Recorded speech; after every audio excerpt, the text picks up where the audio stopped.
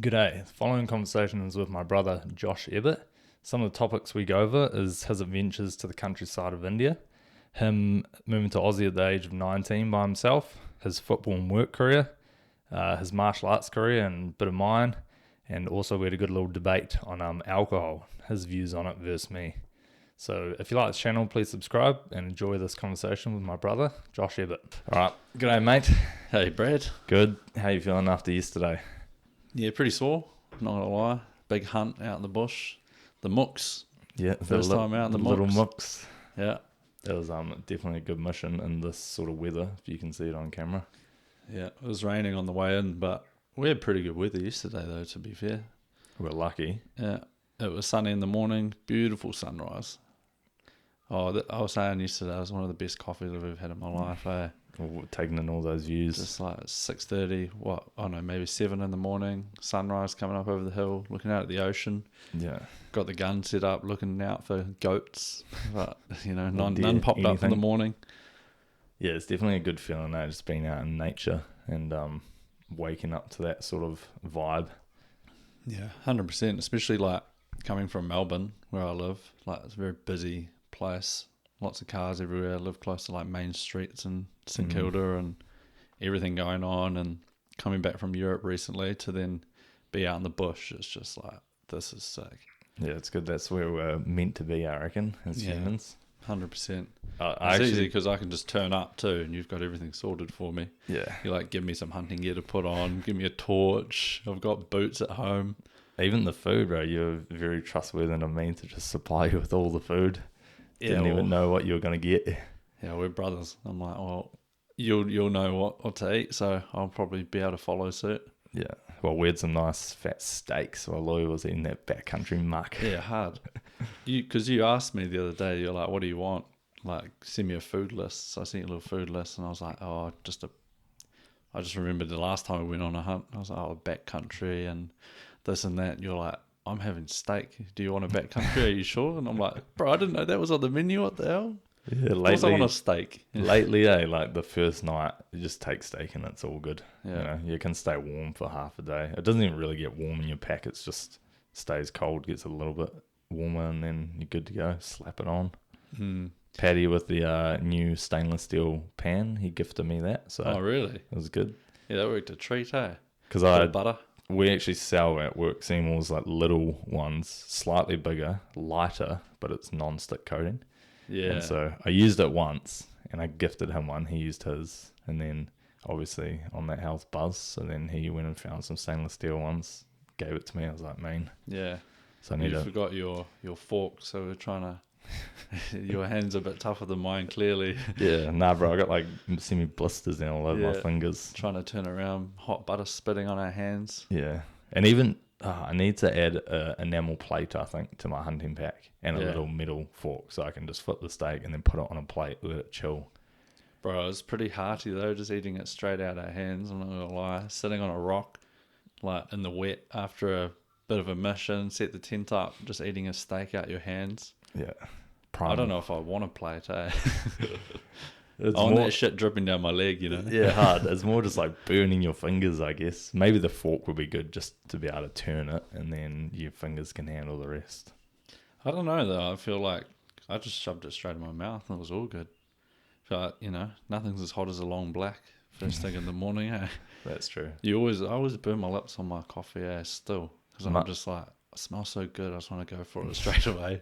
Mum and Dad and Nana are like so weird about their coffees. They need it boiling hot. Always adding hot water, eh? Yeah, and Tony, I'm like, how do you drink that? I And need it to leave also- mine for like good 20 minutes before I drink it. Yeah, straight up. It also just tastes disgusting. You just burn the coffee. Like, just pouring hot water on a perfectly made coffee. It's like, what are you up to? Yeah, it's funny. I always say you and Nana are real like big coffee snobs when it comes to long blacks. Yeah, I mean, yeah. I've had lots of burnt long blacks before. And I actually ended up not drinking coffee for a long time because of it. Because I'd go out and, back when I first moved to Melbourne, didn't have as much money, sort of, travel for a bit, and then came back pretty poor. Then going and buying coffees, and if it was shit, I'd just throw it in the bin, and it'd ruin my day. $5, Yeah, on the way to my shitty corporate job at the time, like, I need something good to get me through this day. I have to make like 80 cold call phone calls to people I don't want to talk to, like trying to get through gatekeepers, like receptionists and stuff. Like, What job was that for? it was with CSG, which was right. Dad's old company. Yeah, buzzy. Yeah, I worked there for like 4 months or something like that.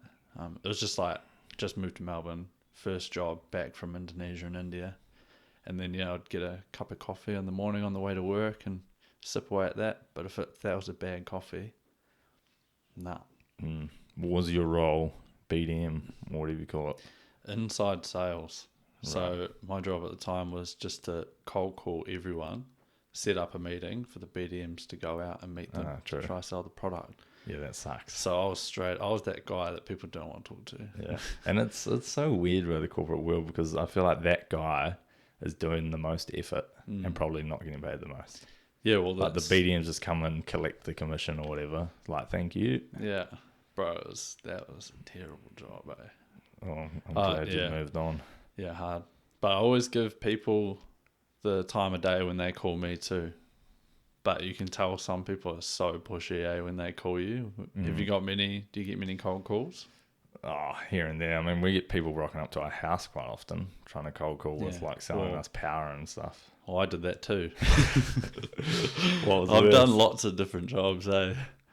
Yeah, it's selling definitely solar panels, knocking on doors. Yeah, well, I know from experience selling, it's so much easier selling face to face than what it is over the phone. Yeah, like you just don't have time for people over the phone. But when they actually turn up on your door, you feel more obliged to sort of listen to their pitch and potentially go ahead. But that's because you're from sales, so you get it. But a lot of people don't get it. Yeah, 100%. What was your door-to-door sales like then? In Australia, right? Or some right, it was pretty rough. This was when I was living in Newcastle, and I was selling. So again, I was selling solar panels, but it was more like setting up meetings to get the specialists to go in, because they were based in the Gold Coast. So they'd come down, and when we got good meetings, and they'd like pump out all these ones, and if they booked in solar panels, we'd get commissions from it. Right. But then we also got a small commission from just booking a meeting. But it was no salary, so that was it. Do you remember what it was, the commission, for even just booking a meeting? It was $200 a meeting, I think. Right, but you're getting no salary. No salary. So you're like heavily reliant on getting them. And if you think about that, like, there's a lot of people that aren't home. Like, you can't just like now I'll have like an hour where I'll just go through and do all my BD, and I can make as many calls as I want. This is like, I'm walking around in a suit in like 40 degrees heat. Damn. Like, trying to stay professional. And then I remember the first door I knocked on, and this is like, some places we go into is like rural New South Wales, and they're not the kindest people out there, the door knockers, fair enough. But then there's some people that are like, oh, I'm just working on my car, like, crack a beer and, spin me a yarn or whatever. Crack a BB. Yeah, so I'd like crack into a couple of beers. I always said yes. Whenever someone offered me something, I was like, yes. I just didn't want to be doing it. So I was like, yeah, I'll do this. This will be an experience. I think people appreciate too when you accept their gifts. Yeah. Like, sometimes people want to give a gift, and make that person feel good. So yeah, 100%. But I remember the first door I knocked on, like the manager dude was with me, and he's like, we've practiced my pitch and all this stuff for like maybe a day, not even that long. Like, also, I had no experience in solar panels before. I didn't even know what they were, really. And knocked on this lady's door. She opened the door, and I was just like, do you want to buy solar panels?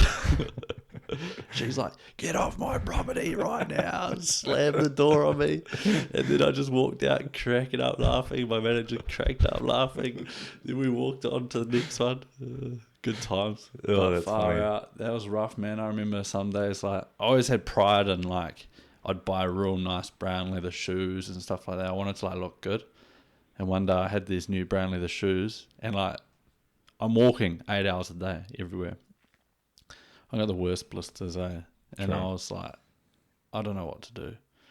And I just sat down all day. I did nothing. One of those days. It was one of those days. I was just like, man, I didn't get paid to even walk around in these shoes. I only get paid if I like get deals essentially. Well, that's And the my thing. blisters were killing me, eh? But was that a freeing feeling that it was all on you, commission? Like you could just sit down and do nothing all day if you wanted to. It means you're obviously not going to get paid. Not really, because I hated the fact that it was out of my control. Like if I got the good commission, like the BDMs, because I was like, why can't I just sell the whole product? Yeah. Like, So- why do I have to set up a meeting for someone else to go and like teach me how to do that? So you were getting $200 for setting up a meeting. Yeah. Do you remember how much you're getting if they close the deal? Well, this is the thing. I don't even know if any deals are closed. I think they were that bad, eh? Like, and I was fuming because one day I went into the office and there was like 6 boxes of solar panels, and I'm like, who got those? Like, what meetings were they off? And they were like, oh, it was from like the online sales team, and I was like, oh, bullshit. Yeah. That's my commission right there, sitting right there. That's dodgy. Yeah, and then I think I quit later that day. Right. I remember I sat down by the lake and I'm like, fuck, I need to be rich somehow. How am I going to do this? Escape the matrix. And then I remember sitting by this lake and I'm like, I need to go home and set up a website and sell some shit off Alibaba. And that's what I did. Yeah, that's right. Not that it was very lucrative, but I quit that day and he dropped me off to my car and he said, oh, hopefully I'll see you in the office tomorrow. And I said, no, you won't. And that was the last time I saw that guy ever. See you later, buddy. Mm. Yeah, well, you were doing that, what was it, man cave stuff for a while, eh? Yeah, My Perfect Man Cave, selling tin signs. That was fun. I spent a lot of time on that. Again, I probably too much pride for it to look too good for my own good. Like and at the time I'd never read any self-help books or watched any YouTube videos on how you should run a business or any of that sort of stuff. And I just, how do you set up this website? Yeah, I just right. jumped straight into it.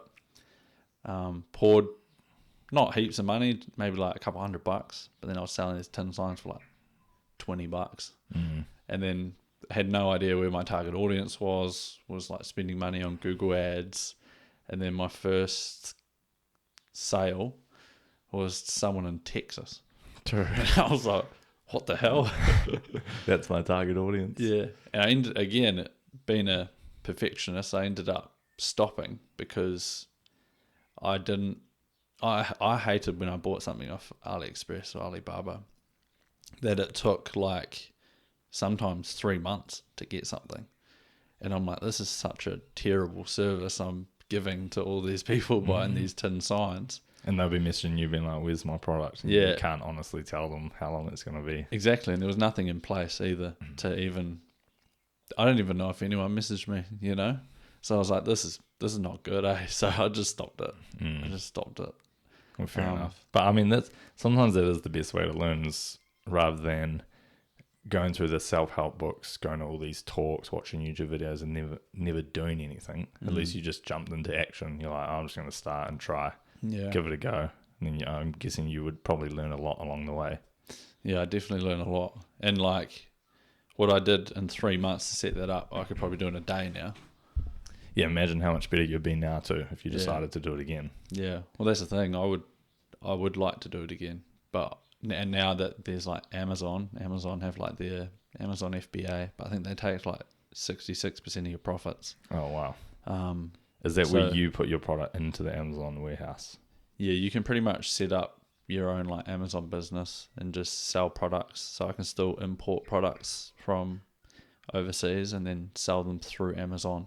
And obviously Right. Amazon have distribution centers, and like I would buy, say, I don't know, 100 of these cups and then send them to the Amazon warehouse. They'd store them for me, package them up for me, send them to people that buy them off Amazon. Right. Straight from Australia. So they're already in Australia, and then when someone buys them, they'll have them the next day if they're Prime, or in 3 days if it's whatever it is. So it's like I can actually provide a good service with Amazon. Yeah, and people But they'll feel take- confident buying it through Amazon 100%. website too. But they'll take 66% of your profits. That's crazy, eh? So it's like, that's why I haven't done it yet. But I don't know. Let's see what happens. I got some things bubbling away. In a way, though, I wonder if that's much workload for you, even though you're getting 34% profit. Yeah, Do you well, it's reckon you have definitely to do much work for that? yeah. You have to market your product. Right. You have to market your product and get the sales still. Obviously, you can go down strategies of just having the cheapest product, and people look up glass cup, but like that. Obviously, that's a bad example. There'll be hundreds and thousands of different types of glass cups. But say you have a specific, like a earth stress ball. yeah, something small like that, and then yours is the cheapest. People will just filter cheapest first, and if yours is there and has good reviews, they'll just buy it. But obviously, your revenue will be lower. Yeah, exactly. Your profit, will be lower. I should talk to the Seymour's team in Australia, because we sell stuff through Amazon in Australia, but obviously I'm not part of the Australian side of the business. But I wonder how they do it. I think there's a few different options. Well, they probably have their own. I don't know if they sell to like the everyday customer or just businesses. Yeah, well, I mean, we obviously sell to retail stores, but we have Amazon sales too. I see it in the figures. So I wonder if they're doing that, where they're putting it in their warehouse and paying you should ask them. You should ask them and then get them to teach you about it. In a way, that's what my company that I work for does, Seymour's, is we are just like a real low-level Amazon.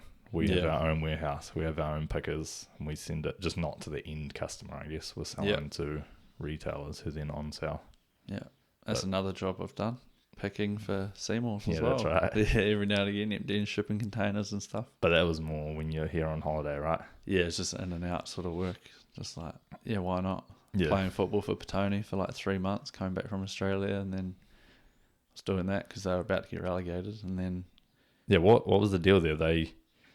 You were like a superstar. I wanted to talk to you about football, but you were like a superstar back in the day for Petone. I wouldn't say a superstar. And then when you went to Aussie, they were desperate, so they gave you the call up, paid for your flights or something to come back, paid you a decent amount of cash per game. Yeah, so I'll go back a little bit. I was playing top level junior football, like all my childhood, as were you as well. And Grew up playing footy. Yeah, and then always for Petone as well. Love the Petone Blue represent. It's good. Yeah. And then they changed it when I was at school, that, the way the senior structure in football worked. I think usually it was like 14th grade, 15th grade, 16th grade, whatever it was, under 17s. And then they just stopped all those other levels from I think 14th grade maybe was the last. And then you had to play seniors. It was JPLA. JPL. Junior Premier League. Junior Premier League, yeah, that was it. And then there was obviously like reps, like playing hut reps and stuff like that. But yeah, and then so we had to play for school.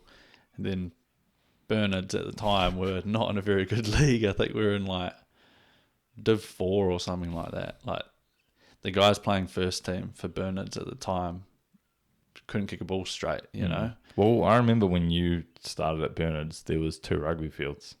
Yeah, there was no football field. No football field, and that was hard getting. I mean, by the time I left, there was more football teams at Bernards than rugby teams. It's crazy. I remember there was 6 rugby teams and 7 football teams, and then we got a football field at Bernards, which I wouldn't be surprised if is now a rugby field, most likely. I don't know. I feel like Dad had a bit of an impact getting that field. Massive impact. Yeah, there was definitely a few people involved, but he was the leading singer in the choir, I guess you could say.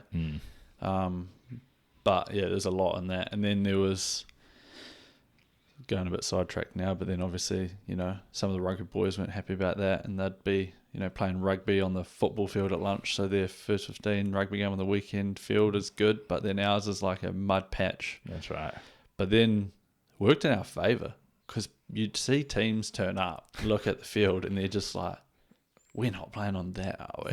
And we're just like, yeah, we've got this in the bag. And we went undefeated that whole season, the last season I played football. Right. And we lost the grand final on penalties, which was a shame. Yeah, I remember going to watch that. Yeah, I was gutted about that. But I think I remember, I won't say who, but I remember a few people skied it in the penalty and were distraught. Yeah, very distraught. But it's all part of life, I guess. I mean, we should never have let it go to a penalty shootout. We're undefeated all season. It's just one of those things. It is what it is.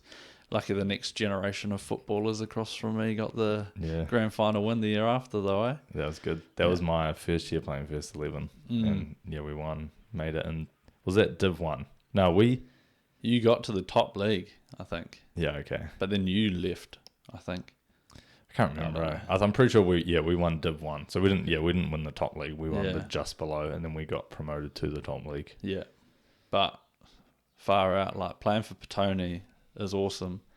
But playing for Bernards, man, with all your brothers at the time, like you'd die for each other, eh? I remember like quite a few scraps on the field and stuff, like going in. I was captain one year at Bernards, and my mate TV, he got into a scrap on the field, and I was like just watching, like, yeah, go on TV, suss him out. And Dad's yelling at me on the sideline because his dad was the coach. He's like, Josh, break it up. You're the captain. What are you doing? And I'm like, oh shit, I don't want to be captain anymore, eh? But yeah, going back on track. So I had to play for school, which was sort of just like a bit of fun, But the cool thing about school is you were obviously playing competitive Petone as well, but there was other like Central League players all playing for school. Yeah, So, we were such a stacked team. We had like Taban, who was playing first team Lower Hutt, Anu, who was just rapid on the wing, TV, me, we had a few other boys. Jack Emre? Oh yeah, Jack Emre up top. He was like in and out. Yeah. But it was the whole, like, if you were playing first team Central League, it was like those coaches never wanted you to play school. So they'd be like, I can only play like first half or something. And like that's where Dad came in as like manager, who's like really trying to negotiate with their coaches and be like trying to pull in the Central League players to the Bernards team. He was great with that though. Oh, Chabelle, he was playing stop out first team as well. He was class. I remember, so the next year when we won our final, our front three were Jack Emre, Taban and Chabelle. Yes. Pretty stacked, eh? Bro, back then that was like, they were like the best players in Wellington. Yeah. Like, Taban at the time. Definitely. Taban at the time was like unreal. Taban, he won, Taban and Jack Emre won the Chatham Cup that year. True. Yeah, with Lower Hutt. Yeah. So they were like, best team in New Zealand was Lower Hutt. And Chabelle, I think the next year got signed to the Phoenix. He was playing for the Phoenix reserve team. Oh, really? I lost touch with Chabelle. I don't really know what happened Neither. with his career, but yeah, great fun playing for Bernards. But at the same time, like, you know, those first years, I'd say the crucial years when I was like getting to the point where I was now catching up with puberty and I can start, you know, I'm a bit bigger. I grew a bit later than most of the other boys I grew up with. So I fell behind. They were all much better than me going into our teenage years. You know, those years where I started to catch up, I'm playing like, you know, in a mud patch at like Wellington College against some guys that just want to like take my knees out, you know, and I'm just there to like defend my brothers, you know, and like have some pride and as fun as it wasn't that great for like football career. But I think that's like looking back now, that's what I love the most about football, was just having fun. The camaraderie. Yeah. You get so caught up in your head when you're like younger about like having to be the best and like, you know, competing with your mates. Like, I want to be better than him, I want to be faster than him. But really it's about going to training together, like competing with the other guys at training together, winning on the weekends, celebrating together in the club rooms. Like, you know, when I was playing first team, like, yeah, it was like, I was proud to look up at the club rooms and see like dad and granddad having a beer together watching me play. But like, I didn't even know many of those boys. All my friends were like playing second team, third team, like, and like sometimes I was like, fuck, I want to play second team. Like, yeah, with the boys. Yeah, but at the same time, there's no way I would have like taken the opportunity to not play first team. Like, I was very proud to play for Petone first team. I feel like we're both pretty competitive, and that racks up the competitive spirit playing at like the highest level of that club. Yeah, 100%. And then like I remember playing with Anu, got a couple of first team appearances playing with him. It was like, that was the funnest shit ever. Yeah, like, it's like, let's go. I was playing left back, he was playing right wing. I was just like crossing it right wing every time I got the ball. I was like, knock it along to Anu, he'll get it. Because he was fast back in the so day. rapid, like eh? off the spot. Yeah. But you were quick, man. Yeah. I don't know how I didn't get those genetics, but you like, man, 100 meters, you were fast. Yeah. I never was. And then, so take you back to football. So after, at Bernards, you sort of leave and then you get put into second team Petone. So you're like, okay, I'm forced to start being serious again. So went for second team and I was working at a hotel. So I was, not being able to commit to trainings and, I was working weekends and couldn't play every game and stuff like that. And then when I quit that job, that's when I was able to be a bit more serious about football. And then a few of the Wairarapa boys we got along with quite well. And when Wairarapa were playing us for a second team, they'd come out and like get on the piss with us and would go to town with them, and then they'd come back and stay at our house. Do you remember that? I remember that one guy. Yeah. Arnon. Yeah, that's right. Arnon Tap. Yeah, and then so he opened me up to an opportunity to play. Wairarapa were bringing in a National Youth League team, and it was the first ever year. And Phil Kinsley, who's like a rich farmer guy out in Wairarapa, he owned the club, or I don't know if he owned it, but he was the main financer of the club and just paid for all these flights for us to go all over the country. And it was just a cool thing for him to be able to provide for us. And what was National Youth League like? Team Wellington? So Team Wellington is National League, and then Team Wellington had a youth team as well, right? Which like Taban and Jack Emray and all those guys were playing for in the National Youth League. And then so I played a season for Wairarapa in the summer, and that was between when I was playing third team, second team, just whenever I could because I was working in a hotel, to then being able to train all the time. It was like 2 or 3 days a week in the Wairarapa or Upper Hutt, wherever it was. The team was split, like half the guys from the Hutt, half the guys from Wairarapa. Because Anu made the trials too, eh? You and Anu both trials. Yeah, me and Anu were both in the team. TV was in the team from time to time. I can't remember how involved TV was. He was definitely there for like a decent chunk of it. I think maybe he didn't play all the games, but by his choice, I'm pretty sure.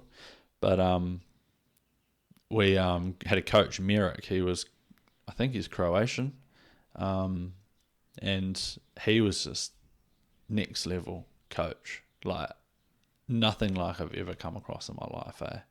Like being a left back, I was always defense, and then he's saying, why are you always stay in your half? Attack, like overlap, like, and then he just drilled me on speed. So all summer, I'm just sprinting everywhere, up and down the field, overlaps. I was like almost vomiting. Fullbacks got pushed more than anyone in National Youth League. And then going over to Wairarapa as well. It's so hot over there in summer. Definitely.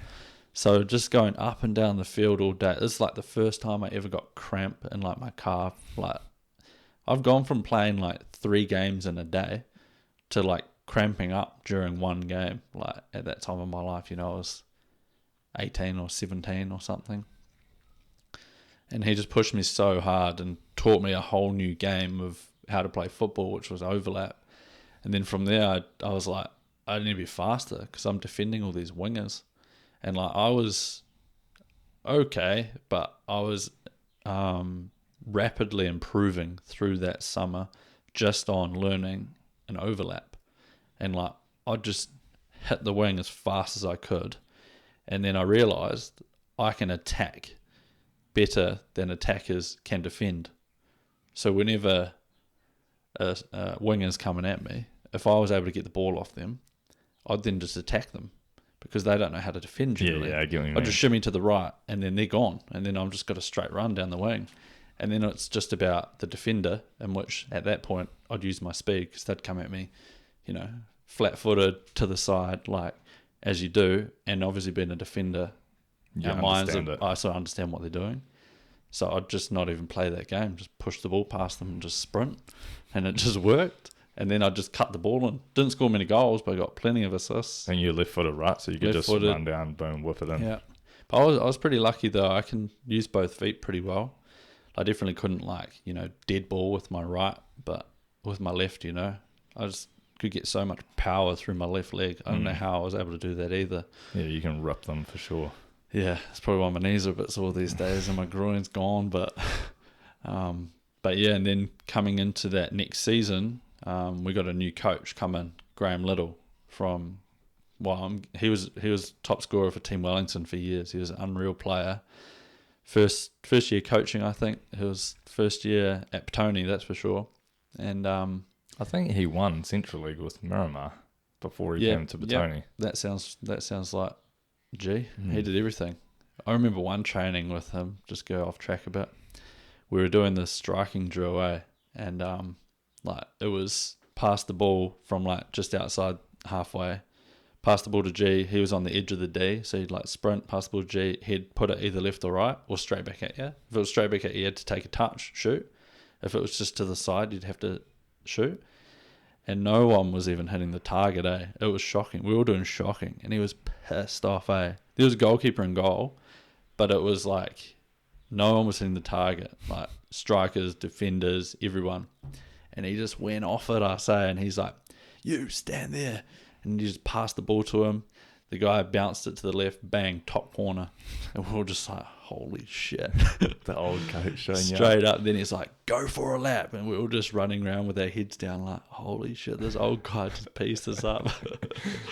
But So that was really your breakout year. That was my breakout year. Yeah. So then I just did all that National Youth League. And then coming into pre-season Petone, I didn't even know. This is the thing. I didn't even think I'm good enough for first team. I'm so surprised I was given the opportunity, right? But I remember playing second team for pre-season. Again, the old classic way is just who was the first team last year? Yep, that's the first team this year. That was always the thing. That's why I never got that opportunity with older coaches. And then, so I played 2 games pre-season for seconds. And then I remember this through ball I did on the outside of my foot to Stephen Yates, actually. And I couldn't do it again if I tried, But it was right on the sideline, right by the second team coach, who was also new at the time. And it just went straight through. Yates, he was on the outside as the winger. And then there was the defender, and it just went right through the middle of them and sat right in front of him, and he just cut in. And then I don't remember what happened after that, but I just remember everyone on the side. I was like, "Whoa, that was such a great ball!" Because you can hear the stuff when you're on the wing. And then after the game, the second team coach came up to me and he said, "You should be playing first team." He said, "I'm going to talk to G and get you in." I was like, "Okay, sounds good." Yeah, but that pre-season, I was so fit. And no one else was doing anything over summer because I was playing National Youth League. I came in and we were doing 90-meter sprints, just up and down shuttles of the entire length of the field. And I was just smoking everyone. And then we do it was 12 minutes. You just had to do as many laps as you can around the field first. I was just by far the fittest in the club at that time. Definitely wasn't by the end of the season. There was other guys that were fitter, but at that time I was smoking everyone. And then G gave me the opportunity to play first team, play my first debut preseason game against Nine Eye. I was real nervous, didn't play that well. First touch was tried to take someone around the outside, went out for throw-in type thing. And then got on the team and played every single minute of that season. I was the only player to play every single minute of that season. 2014, I think it was. True, that's ages ago now. Yeah, 10 years. 10 years ago. I remember you scored a few good goals too. A few headers, maybe. Yeah, scored 2 goals that season. One was a header in the second game. And actually, that was a bittersweet moment. Well, not bittersweet, it was a sweet moment. It was against Upper Hutt. We ended up winning 8-2. But the previous coach that never gave me any opportunities was now coaching Upper Hutt. I was at Fozzie. Yeah. I scored against him. True. And as much as I do like Fozzie, he's a real nice guy. But I was just like, yeah, you should have put me in the team. Yeah, crack up. Yeah. So, won that. And then I scored, I think Logan Archer set me up for a pretty good assist for one. It was Old Timers Day against Napier. And we won 3-2 and I got the winning goal. Oh, man. Grandad was probably watching too. Yeah, Granddad was up there watching. Dad was watching. You were probably watching. Yeah, I'd say so. But it was a great feeling, I still have a picture of me celebrating with my arms like this. And then this guy, because Napier were in a red kit at the time, in the background, he's just like, fuck. Because Napier were like, they were like winning the league every year at the time. Like, we were not supposed to win that game. Well, they had some money too. They always brought in the imports from like Fiji and stuff. Heaps of, always the best players from like Olympic and Miramar and stuff would always end up at Napier. Because they'd probably just get paid. Yeah. Now it's the opposite. Now everyone's at... football's Miramar changed so Olympic. much from when you played 10 years ago. Yeah. Just like all the rules and stuff. I think they have to have a few people under 20 or under 21 in every first team. Just all these weird rules. Yeah. But that season you played, you got Central League Team of the Season too, right? Yeah.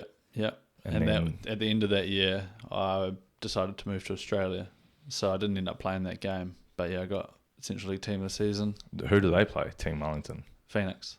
Oh, they play the Phoenix. Yeah. True. Yeah. So I played the Phoenix. And their dad went and watched that game. And apparently they just targeted the left back. Right. Phoenix. And he just got smoked every time. There you apparently. go.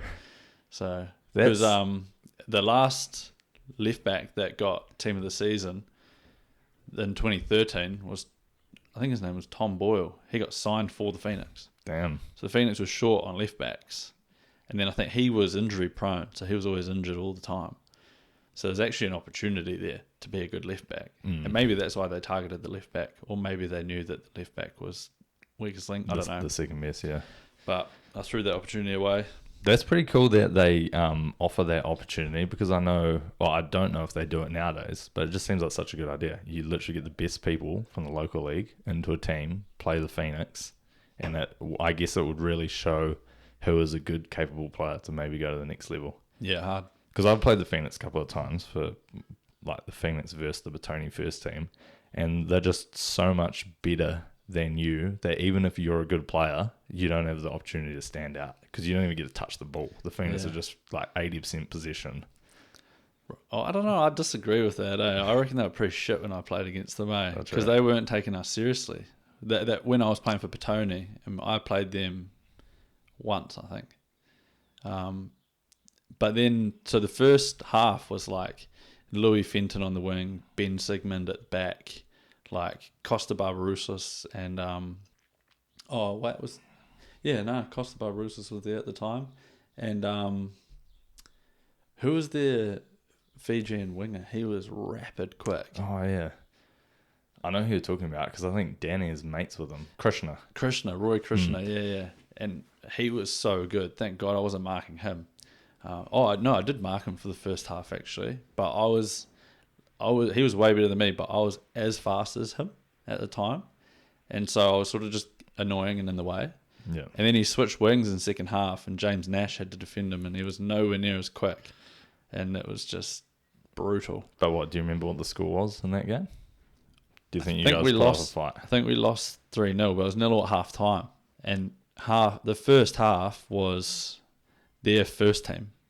And then the second half was all their up-and-comers, all the young guys that you didn't know. Alex Rufer came on second half. He was like young at the time. I can't remember who they were, the guys, but they were so young, so quick, and they were just so confident and trying to prove a point. And all these old guys were like, oh, yeah, it's just Petone first team, don't care, it's pre-season. Like, they've probably been on the Bears all off-season as well, and we're mid-season. So we're like the best we would be. And they're sort of just figuring out again. And it was 0 at half time. We put up a good fight. We didn't get many shots off on target or anything though. Oh, I just remember that year that I played.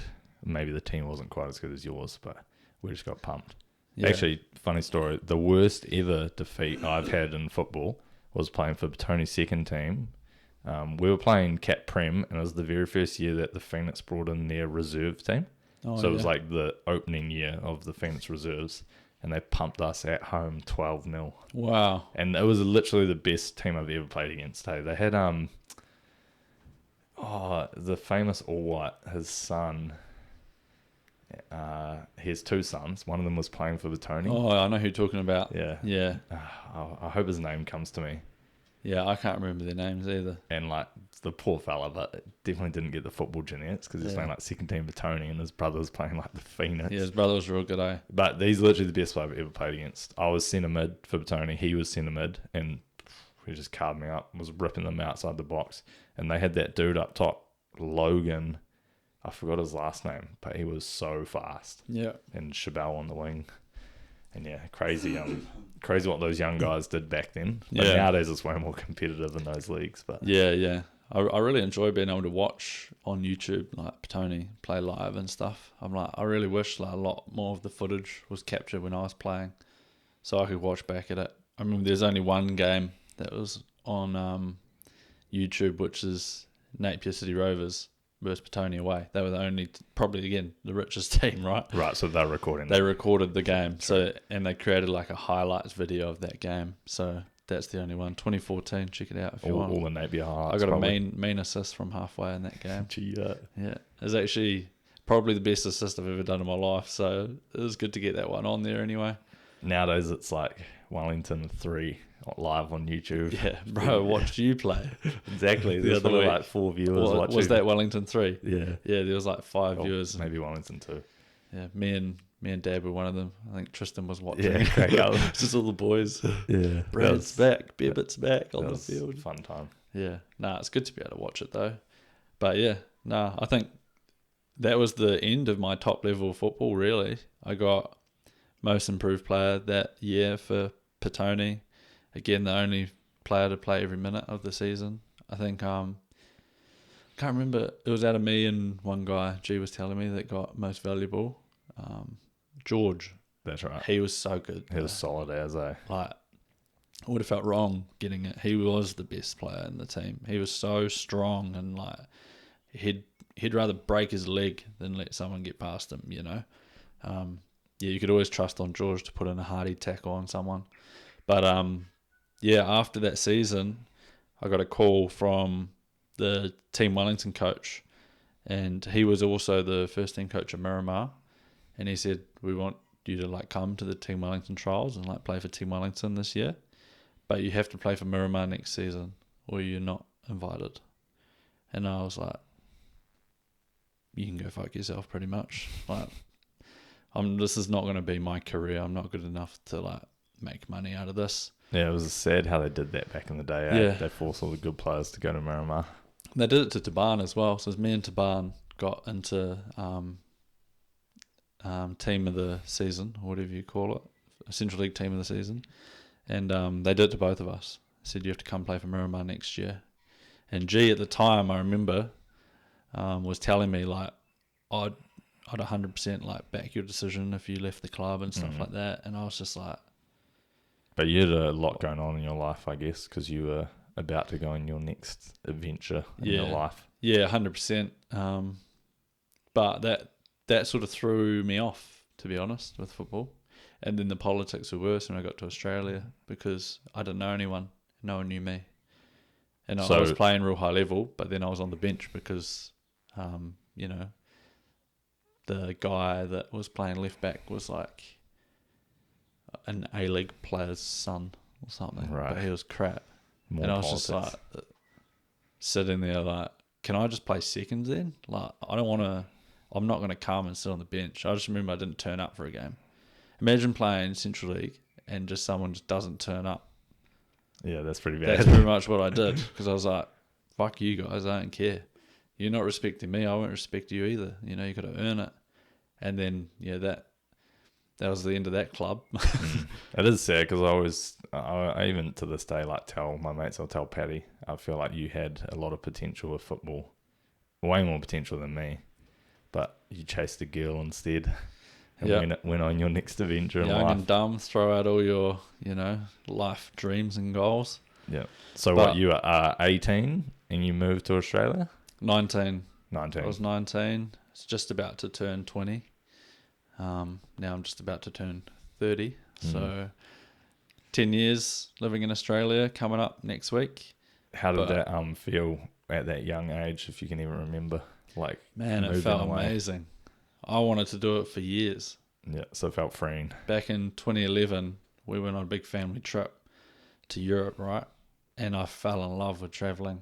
And I decided I wanted to move to Europe, and then I wanted to do Camp America in the US. I was just one of those people that when I saw the world, I realized how small New Zealand was, and I just didn't want to be here anymore. I didn't appreciate anything. I remember when I first came back to Wellington after moving to Australia and being like, wow, this train ride from Lower Hutt to Wellington is unreal. Like, it's the most scenic train ride I've ever been on. I never even appreciated once that scenery getting the train to work that whole year before. True. So it was one of those things, like sometimes you need to leave to appreciate where you're from, and I definitely got that. But when I first left, man, it was, the freedom was amazing. Like, I was like, you know, all these opportunities of doing whatever I want. Unfortunately, I sort of just slipped into doing hardly anything with my life, really. Because you moved to Newcastle. I moved to Newcastle because that's where my ex was from, and then sort of just lived her life and her dreams and sort of sat on the sidelines. And then, yeah, lived there for 4 years, moved to Sydney for a year, and then packed up my stuff in a van and moved to Melbourne. Won my car ride, wouldn't say ticket, but won my trip to Melbourne, and then, yeah, haven't looked back since I moved to Melbourne. I absolutely love it there. But yeah, that freedom of leaving, it was one thing that I always needed in my life. Was, I guess, the first opportunity that came to leave, I just took it. And it was just a built-in excuse to leave. I still remember so vividly the day I booked my ticket, how pissed off my mum was. True. And your mum, but she was not happy, eh? True. Yeah, oh, you were there. I guess like you were there too. You were on the son. couch next to me. I don't remember. And I was like, I'm going to book my ticket. And you're like, okay. And you probably didn't even realise. You're like, yeah, do it. I want your bedroom, probably. Yeah, probably. Yeah, I probably got it. I did get it, actually. That's literally probably why you wanted me to leave. What's that guy? But it's funny because you obviously look back. I mean, that's just a part of your life and timeline. But I had some good memories from you moving there because I went to Newcastle and that one trip that I went over by myself, and we went to Bathurst. Bathurst 1000 took you up camping on the hill. But it's like I've still got those memories there, and that was awesome. Yeah. I wasn't even into V8s or anything, and that was a crazy experience. Was that your 18th birthday present from me, I think, was the V8s? Potentially. And Mum and Dad got the tickets, the flights. But yeah, that was cool because it took you out to Dubbo and inland New South Wales. I was trying to think of that little town, Dubbo, that's what it's called. All the bogans out there. Because that's where Kendall's nana lived or whatever, right? Yeah, that's where their family was from. Yeah, but that was cool. I remember you took me in the car across the country, and it was sort of like driving through the desert, and you look one way and there was all those like clouds with the lightning storms and stuff going on, and the other way was like clear skies. Yeah, fork lightning.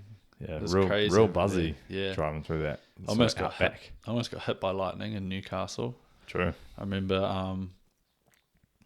her little sister had a rabbit, Bugsy, his name was, I think, and it was out in this little cage thing in the backyard, and it was just thunderstorming like crazy. And you've seen it now, but the thunderstorms, and it was in New South Wales, but I'm guessing over Queensland and stuff too. The lightning, you actually see it. It comes down and it like hits trees and power lines and people. And it was just me and her at home, and she was like maybe 9 at the time, and she's just crying, Bugsy, Bugsy. So I was like, fuck, I'll just go and get the rabbit and bring it inside. Went out there, bang, hit the tree. I literally opened the cage, like metal cage, and there was a palm tree like 10 meters away to my right. And now the rabbit's cage is open, and the lightning's hit the tree, and I've just left. I'm like, fuck the rabbit. Like, that thing can die. I don't care. I'm not dying. And then she kept crying, and then she ran out and got the rabbit. I'm like, I'm not getting that rabbit. You weren't the man of the house. No way. And I was happy not to be. I'm still here today to tell the story. So, but yeah, that was an interesting time. Yeah, Bathurst was cool though. Like, to really get to see the bogan Aussies. Yeah. And we were staying pretty much at the top of Is it It Mount? was Mount Panorama, Yeah. right up the top, camping with everyone, and you hear them all, I at couldn't night. believe how ruthless the fans were, because is it Jamie Wingcup? Yeah, yeah. Was he the guy everyone hated? Yeah, well, that's the guy all the Ford fans hated. Yeah. He So was I a Holden remember- driver. I remember we were at the top round like a big bend, and they're going like 200 Ks around some of these corners, and he spun out, and like all the Ford guys were like, yeah, fuck you. And it's Yeah. like literally could be spinning out to his death, and people were like celebrating. Bro, I do that still, to be honest. I'm not going to lie. Watching Formula One, when I see like Max Verstappen crash, I'm like, yeah, I hope he doesn't get out of the car. That's brutal. I couldn't believe it. I was like, man, this is... Obviously, I don't want them to die, but I definitely want them out of the race, Yeah. Well, I guess that's what everyone is there. Yeah. But everyone was just so drunk too. Would walk past, there'd be like piles of beer cans. Everywhere. Yeah. Because what is it? A 3-day camping? People go out there the whole week. Right. Like the whole week. But But they're all set up in tents and little caravans and tents, stuff. mainly just tents. People have some crazy setups up there.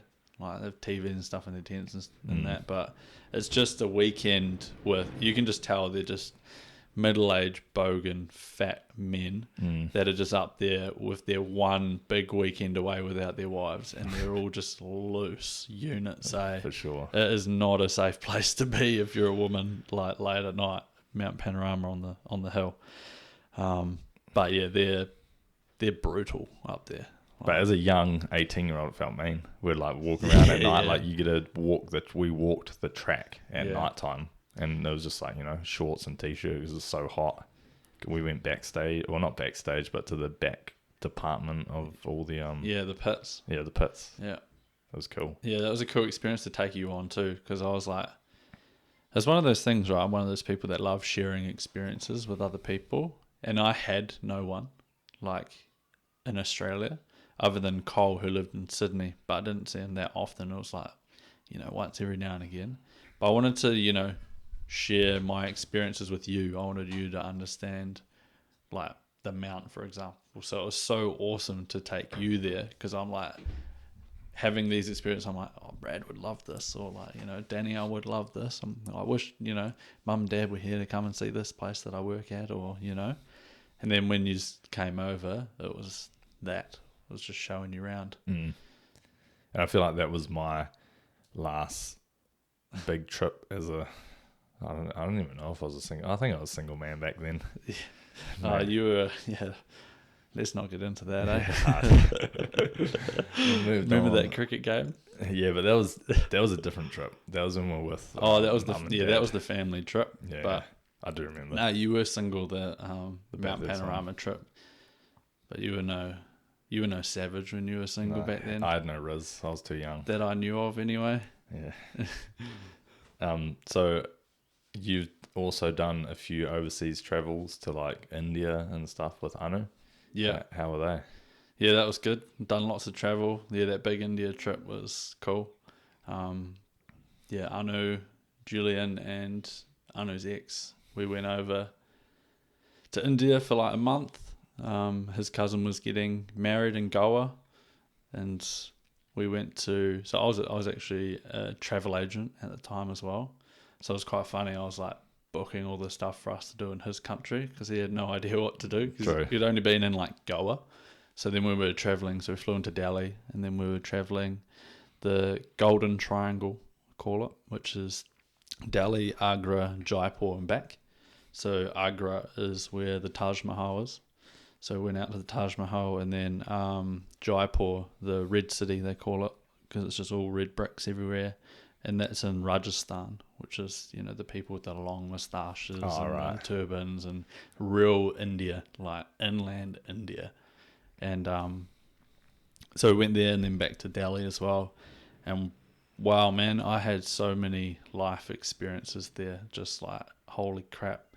It's one of those things like, I made sure we booked this really nice tour, got it really cheap for us. So, we're on this big luxury bus, like going through these real poor areas, And I remember so vividly this one moment where we were leaving Delhi, and we were heading out to Agra to go to the Taj Mahal, and like, everyone's excited, like, oh, I'm going to go see one of the 7 wonders of the world, the Taj Mahal, like, it's was beautiful too when I went there. And then we're leaving Delhi and on this luxury coach, like with the aircon on, because it was real muggy and warm outside. And it just started raining, and I was like, just perfect temperature in this luxury coach. Like, it was pretty much empty. There was like 12 people on the tour in a big coach. And just looking at like the slums, it was crazy. I remember going past this like area just before this bridge, which actually went under the bridge as well. So all these like, no, I wouldn't even, you'd say like tents for homeless, but they weren't even tents. They were just like make do shelters. it was like your survival, like surviving. It was just a make do shelter, like you say. And I remember outside the fence there was this kid lying on a cardboard, like just a flat piece of cardboard, sleeping in the rain, and he was adjusting his undies, and he was probably like 4. And I just remember looking at that, and that whole ride to the Taj Mahal, I just couldn't stop thinking about that kid. I was like, fuck. You just want to like change his life. You just want to do something. And then you realise that's most of the country. Yeah, it's that's like that. Crazy feeling, though. And as I went through that trip in that coach, it was the same thing, like going it was like 6-hour drive. They're like quite far away. Like I think the longest drive we did was like 12 hours on this coach. And like I remember Anu telling me like when he was little, when you saw like a white person, it made your day. And it's like, I would put it like, you know, when we're growing up, if we saw like a Ferrari, you'll like go home, you tell your dad, saw a Ferrari today. Yeah, so different, I guess. It was the same thing. I saw a white person today. And then I remember him telling me they would chase cars and wave just so the white person would wave back at them. And I remember sitting in this bus, everyone's like sort of napping and sleeping. I'm waving at every motherfucker in India, eh? I'm literally just like this the entire time on the bus as soon as I found that out. And then you can see like some people are just like I don't care. They probably, the funny thing is looking back now is those people that saw me on the bus would have seen every other white guy on a bus because it would be the same routes that they take. Yeah, true. So it wasn't like I was going to new areas where they'd never seen white people before. But anyway, there was lots of kids that would like wave and they'd realise I was waving at them and they'd be super excited, and it just made my heart warm. But so many places like that, like even like Bali and Thailand and Malaysia and all these different places that I've been, it's just so easy to make someone's day. And it's like, why wouldn't you?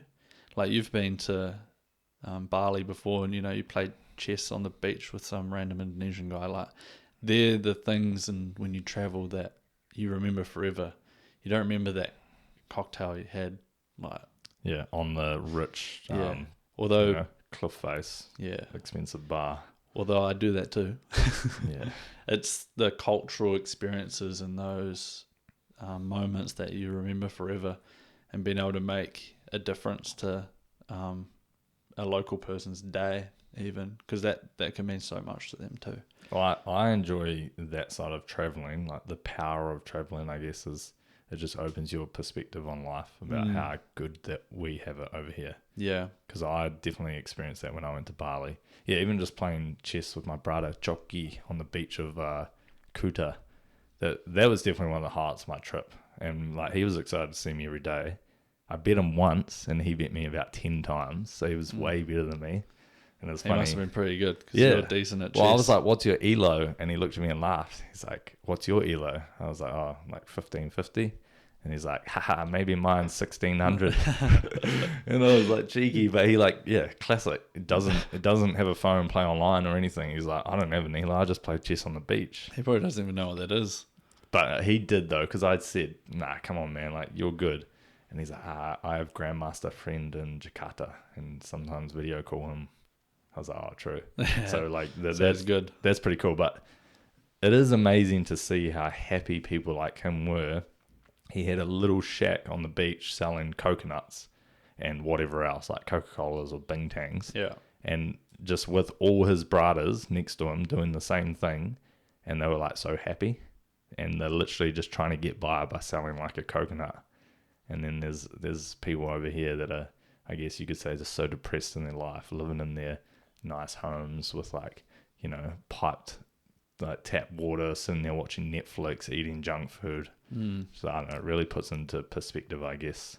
And I definitely fall into those traps too. Like, there's a lot of times where I'm like, think I have a hard life or whatever, but that's why I think it's so important to go and have those experiences. Like, yeah, you can go to, Disneyland and do that stuff as well, but go and immerse yourself in a third world country, and you'll even like I went to Raro Tonga in the Cook Islands with some of my mates when I turned 21. It was like 6 of us that went. It was a wild trip, but even just them, they live such a simple life, and they're all so happy. They're all so happy. But I wouldn't say it's like real third world there, but like places like India is like, it's kids just running around. Like, I mean, I'm sure you get Anu on at some point. This podcast will tell you some of the stories that when he grew up that they did for entertainment and stuff. But things are so simple. You get up, you eat, you go and do something. You go jump in the lake or whatever you want to do. I feel like we come closer to that feeling just going back to like when we were out hunting yesterday, because it's very, apart from recording for a bit of content, but we're not really on our phones. We're just there, wake up, stretch, sitting in the sun, talking, then going to do a task. Yeah. And then, eating. Yeah, 100%. And it's one of those things even for you, like I feel like I'm in the past been more on my phone than say you. And now like hunting, it's just weird seeing you like do a video. It seems unnatural. Like, but obviously you're like getting good at it as well, which is great. But it's one of those things I'm like, you usually wouldn't do that. I feel like I actually think growing up, we were the opposite. You were always, especially teenage years, you were real outdoorsy. Yeah. And I was real like wanted to play COD with the boys. Oh yeah, 100% back then. And then I definitely feel like it got to an age where we switched a little bit. Yeah. And I got way more into like the, like training activities and stuff. I got on Instagram and I was single for a couple of years. That's there you go. But you're off social media now for a bit, eh? Yeah. Yeah, I got rid of Instagram and that a wee while ago. I deleted it for like in October last year, and then I got it back just for my Europe trip, and then deleted it again recently. And that's exactly why. What's the point of going on Instagram? I got it back to be like, look at my amazing life. But it wasn't really why I got it back. I got it back to show mum and dad and my friends that were so interested in my trip and travels to keep up with it. Then I was sending around like daily diaries to like you and the family, and like with some photos of my trip, so you can all keep up with it. I was keeping up to date via email. Again, one of those things I just want to share the experiences I have, and like I want you guys to do exactly the best things I've done in my life. Like I want mum and dad to go to Greece. Me and Alice tried so hard to talk mum and dad into coming to Europe to meet us somewhere and do something with us, but they didn't. I think they found out you were having a kid. Yeah, right. But yeah, it's just one of those things. Like, it was great traveling with Alice, and it was great because Alice's dad met us in Greece too, and we had some friends in Monton, and then we were in Monaco, went to the Monaco Grand Prix and stuff, and then hung out with them afterwards. But just having like a few more people to share that experience with would have been awesome. But we still had a great time in Europe. It was amazing.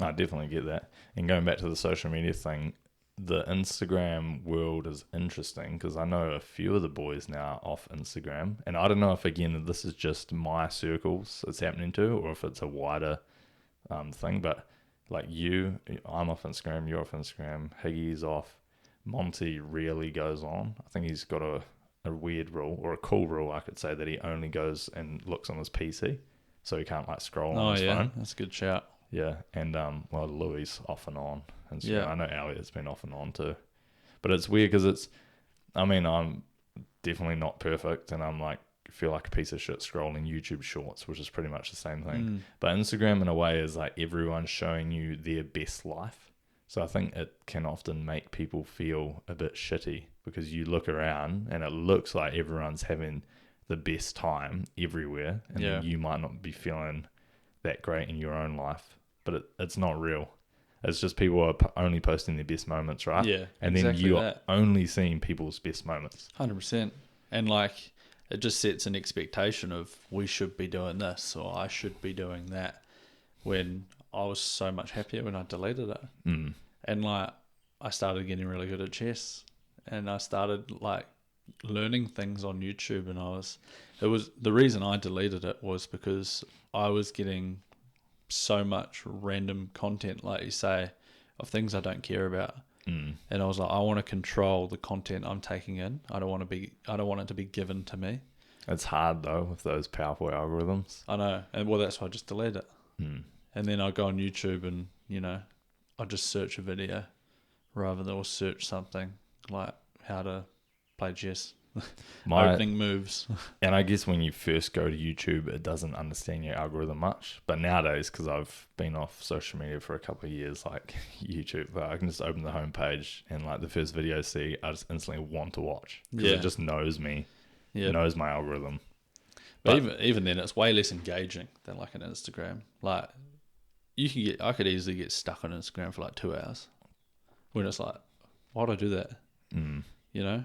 I want to do. Monty's told me that he's been trying to avoid YouTube Shorts. I think I should try that because, bro, I feel like a piece of shit. Sometimes I'll be on YouTube Shorts and it can just like an hour can just go by. Yeah, and you're like, what am I doing? Like just sitting there flicking my thumb up. Yeah, it's bad. Those Shorts and Instagram Reels and TikToks, they're just so engaging and they give you so much dopamine that it's just so easy to do. And like, don't get me wrong, I love doing that shit when I'm hungover. Like when I'm hungover, I don't care. I'm a piece of shit. So I just embrace being a piece of shit at that time. But yeah, funny. Yeah. But what was I going to say with YouTube? Like even just, I might be watching a video that's not teaching me anything or I'm not getting much out of it, but I'm watching like grizzly bears fight in like Canada. And I'm like, this is sick, Exactly. But I've chose to watch that. So I'm not too hard on myself in terms of like, not getting the dopamine and stuff. I'm like, I got really into like crocodiles at one point. Like, it was just like all these animals that are just savages out there that we're like so far away from. I'm like, what would win, a grizzly bear or a gorilla? Let's have a look if that's on YouTube. Well, you can go down some crazy rabbit holes on YouTube. Yeah. But it comes back to, but that was my choice to watch that. I think it was a control thing. Like I felt out of control of almost what I was putting into my head. And, it stems to setting expectations in society, I guess, as well, with like, this is what everyone's doing. I feel like I should be doing this. I'm not good enough. Like all that. And that's why I was so much happier when I got rid of it, because I wasn't keeping up with some guy that I haven't spoke to in like 11 years that was at school and, seeing what his kid's doing on their 5th birthday. Well, I don't know. I don't talk to that person anymore. Why am I watching this shit? I actually, a thought just came to my mind. I heard on a podcast the other day, or maybe it was in an audio book, that apparently your brain can retain like 150 people's information pretty well. But once it gets past that point, it starts to get real like niggly. So I guess that's you're choosing who are those 150 people in your brain that you want to keep close to you. And like remember their names sort of thing, like you can't remember every single person. But that was one of the original reasons I wanted to delete Instagram. Was one, I was addicted to like the clout and seeing who would view my stories, shit like that. But also I thought it would be cool to, catch up with mates that I haven't seen in 2 months and actually be able to talk and ask them about their life. Not like, oh, what have you been up to? Even though I've been watching their story every day for the last 2 months. 100%. And then they tell you something, you're like, oh yeah, but you've already seen it. Whereas it's like, what have you been up to? And they tell me cool shit. And I'm like, oh wow, like I actually had no idea. Yeah. The only thing I like about it though, is that you can bring it up because, I'm bad for it too. Someone will be like, what have you been up to? Oh, not much. Like, just been chilling, like been taking it pretty easy. Well, it's a weird question. There's so much that's been going on, but you can't. How do you know where to like? What would you say to someone? Yeah, but you can't just expect to get all that from just a simple, oh hey, how's it going? Yeah, I know. Because there's like Elliot, I was talking to him about it. people were like, when he came back from his trip, oh, how was your trip? And he's like, yeah, it was good. And then I sit down with him on a podcast and I'm like, how was your trip? And he talks for like an hour and we get like a quarter way through his trip. Yeah. So it's like, if someone says, how was your trip? It's almost like, well, how much time do you have? Yeah. How deep do you want me to get into it? Yeah. Yeah. But I guess it's like if someone said to him like that didn't know he went on the trip, how do they get that information out of him if he doesn't bring it up? Yeah. Well, I guess if he wanted to, hey, how's it going? And then, yeah, good. I've just come back from 3 months traveling. Then he'd be like, wow, it's awesome. Didn't know that.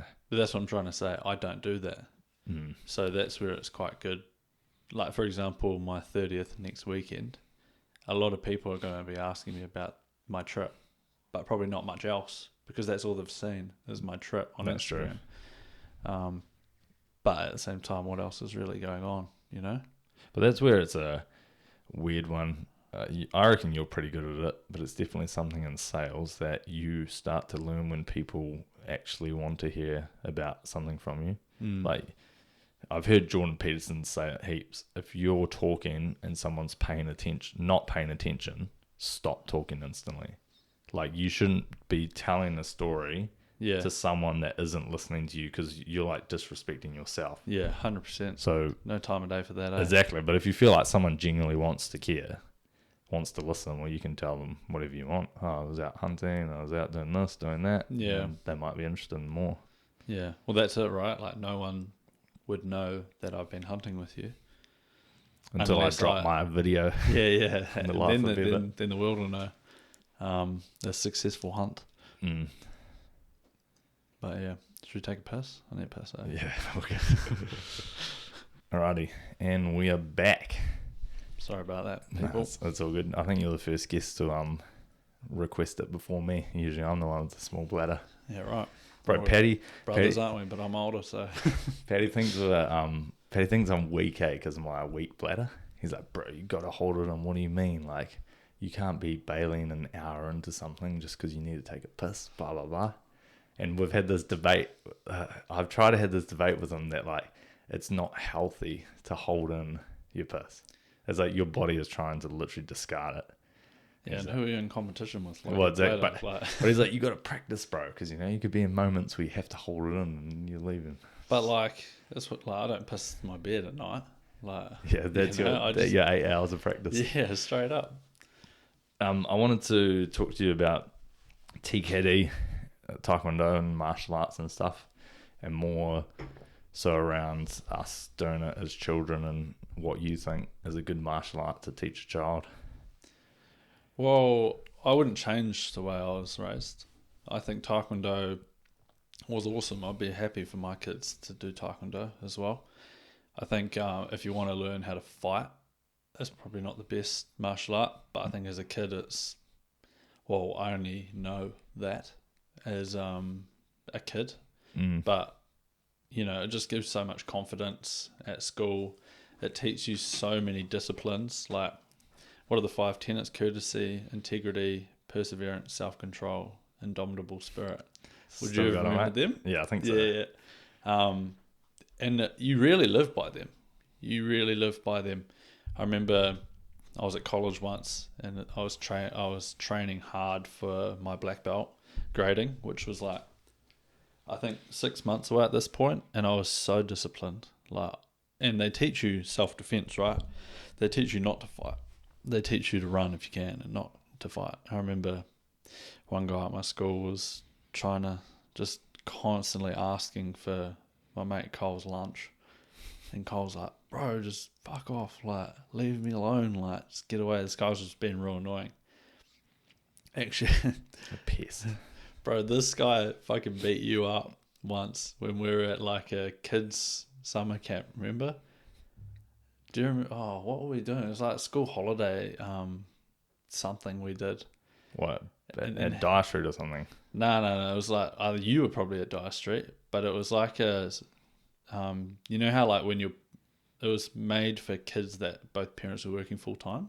Right. And it was like school holiday camp or something. And I remember this kid my age like pushed you over or like beat you up, made you cry. True. And then JP was the right back for my football team. He was there too, and he beat the shit out of him. I don't remember that. Yeah, I won't say his name because he's probably a nice guy now. But anyway, and then this guy was just going off at Cole, and then I was like, bro, just fuck off. Like, he doesn't want to give you his lunch. Like, just stop. And then he punched me in the face, just out of nowhere. He just went, what? Bang. And then I just grabbed him and I said, I'll give you that one, but if you punch me again, I'll destroy you. Like, I don't know if I would have, but I was ready to. But I wasn't going to punch him back. And Anu was there, and Anu just couldn't comprehend the fact that I wasn't going to hit him. And then I just held him, and then he could tell that the punch didn't really hurt me. And then I was fuming about it, but then I wasn't going to do anything. And I could see he was scared. Like, he was almost like, why did I do that? You could tell he didn't really mean to, or like he regretted it instantly. Well, it sounds like he's a bit of a school bully. Yeah. Obviously not in control of his emotions. Yeah, but looking back now, he must have had a pretty tough life. You know, he's asking for lunch. He's probably hungry. He's probably no food, you know, like, it's quite sad. That is sad looking back. But you don't think about that at school. Like, well, you don't have the wisdom and perspective 100%. On it. And like, if it wasn't for Taekwondo, I'll just beat that kid up with with the skills I had.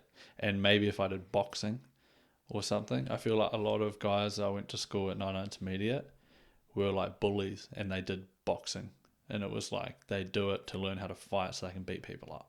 Yeah, that's sad. And it's like, I'm not saying boxing's not a good sport to do, but like, I don't think it teaches the disciplines that like a martial art teaches you. But I would definitely, if I was to do it now, I'd put my kids in something like Taekwondo that teaches discipline. And then when they're like a teenager, I'd put them into like jiu-jitsu or like kickboxing, and then become good at it. Like, you've got your core elements of what you need to be a good human, and now you can decide if you don't want to keep doing it, which I know me and you both like went through a phase in Taekwondo. We hated it, and Danielle did the same, hated it. And there's definitely things, Taekwondo is not perfect by any means. Like, I wish I was better at fighting. I wish like I did more combat in Taekwondo. Sort of had to do that on my own if I wanted to, which we sort of ended up doing a bit of. You definitely pursued it a lot more than I did. But like the theory you had to learn, like you had to learn Korean. Like, why? Bro, I'm not and the meaning Korean. Of patterns and stuff like that. Patterns and like some self-defense that didn't really work. It was, but I guess that's all part of the martial art. As a kid, is you're forcing yourself to do things you don't want to do. Yeah. Like, you walk up and down a hall doing like a punch, you know, like 100 times. Yeah, just up and I down. know. But like, going back to like the conversation you had with Connor Bliss, that's not fun. What kid wants to do that? Yeah. You could do the same thing, like, and make it fun.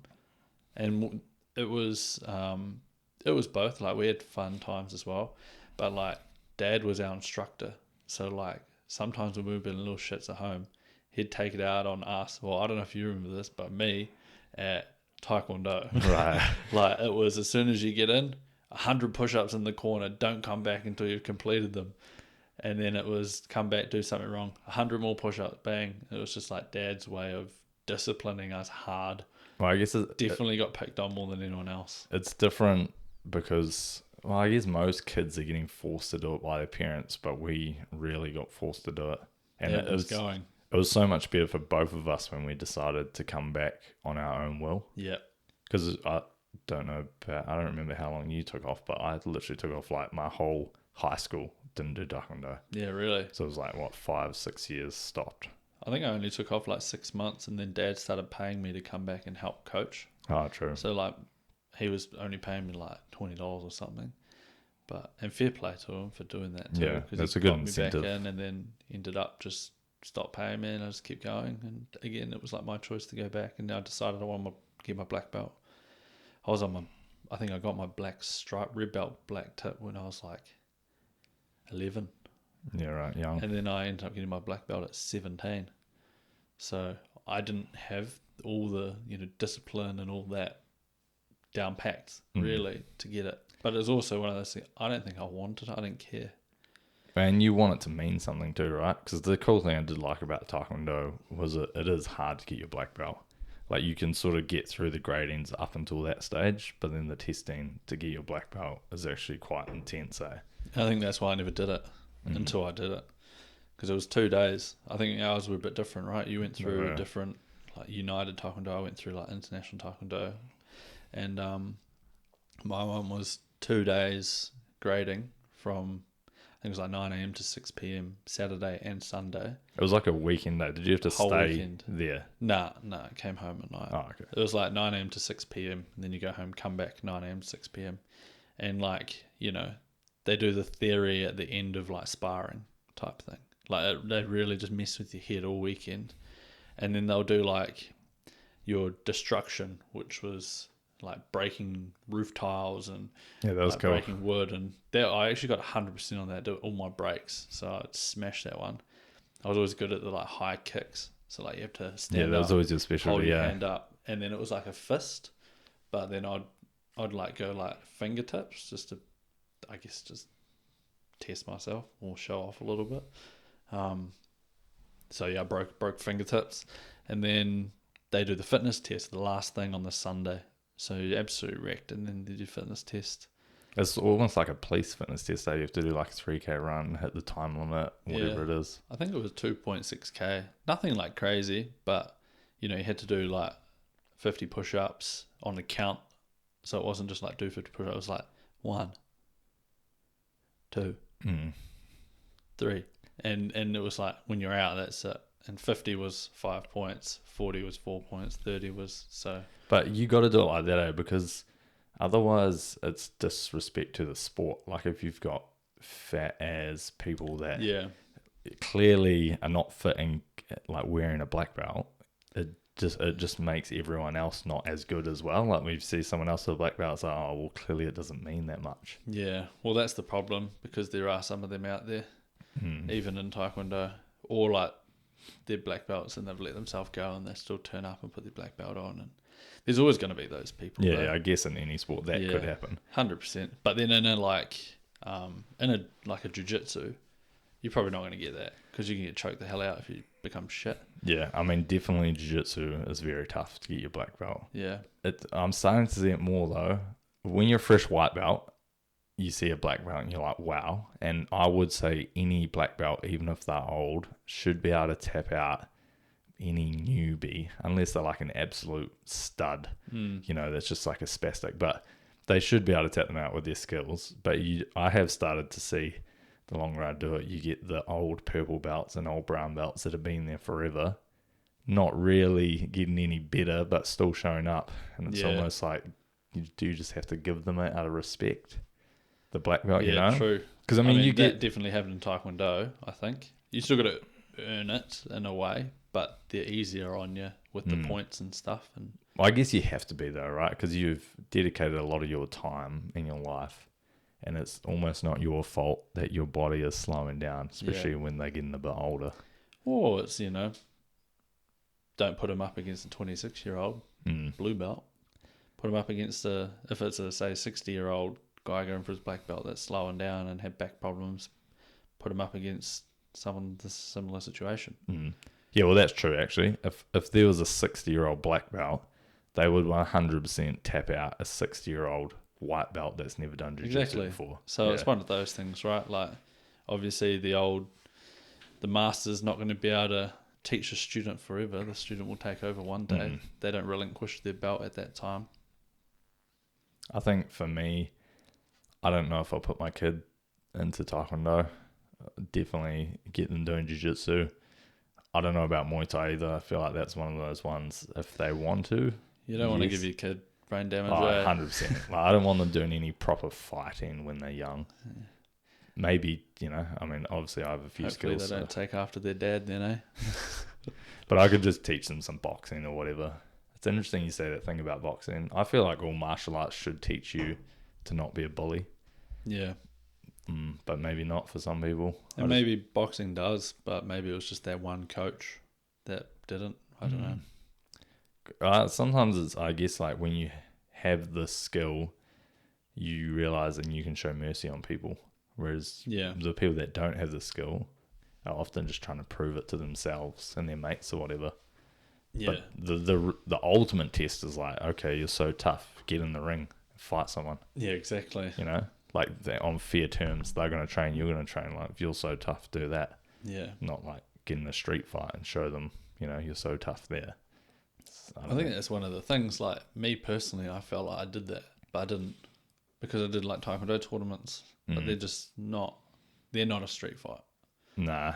But I mean, and I've seen some black belts go to Taekwondo tournaments and just point spar and beat like Wesley, you know, power breaking world champ, like 3-4 time champ. yeah. I can't remember how many times he's won, but now retired recently. But you know, if he got hold of any of those black belts that beat him on point sparring, he'd snap them in half in half a second, you know.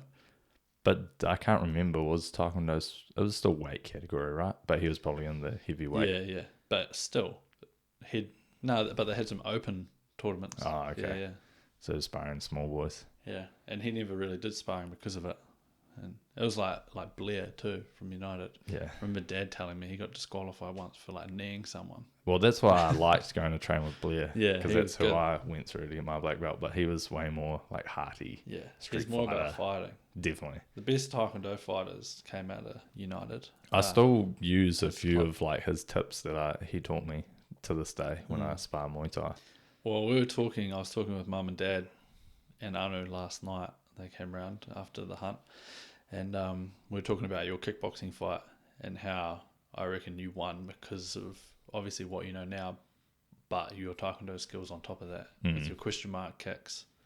I feel like they were sick. It was so funny, bro, because it was like training so much, doing all these combos, and then you just get that adrenaline dump. And then I just throw like 100 question mark kicks, like just on repeat. I'm But like, they fuck. worked every time. Yeah, That's but the thing. I remember calling you straight after, and I was like, I felt disappointed in myself for that performance. And I remember you on the phone being like, nah, it was all good, like watching it. And watching it back now, it doesn't look too bad. Yeah. But I guess I'm just very self-critical. Yeah, but like you said, you know, like none of the, like you were wearing shin pads type shin guards or whatever. All your power was taken away from you because of it. Yeah, And I don't know, bro. Those shinnies, I was talking to Louis about it on the pod, and they don't do shit. It's more like a mind thing. Like well, fair play to the guy you fought then, because you kicked the hell out of his legs and he didn't like flinch once to them. But I mean, you see it in the UFC, you can take a lot of leg kicks before you buckle someone, you know? Yeah, I guess so. And I only had 3 2-minute rounds. Yeah. Not quite long enough. But I did land that nice head kick on him. Yeah, which I think stunned him.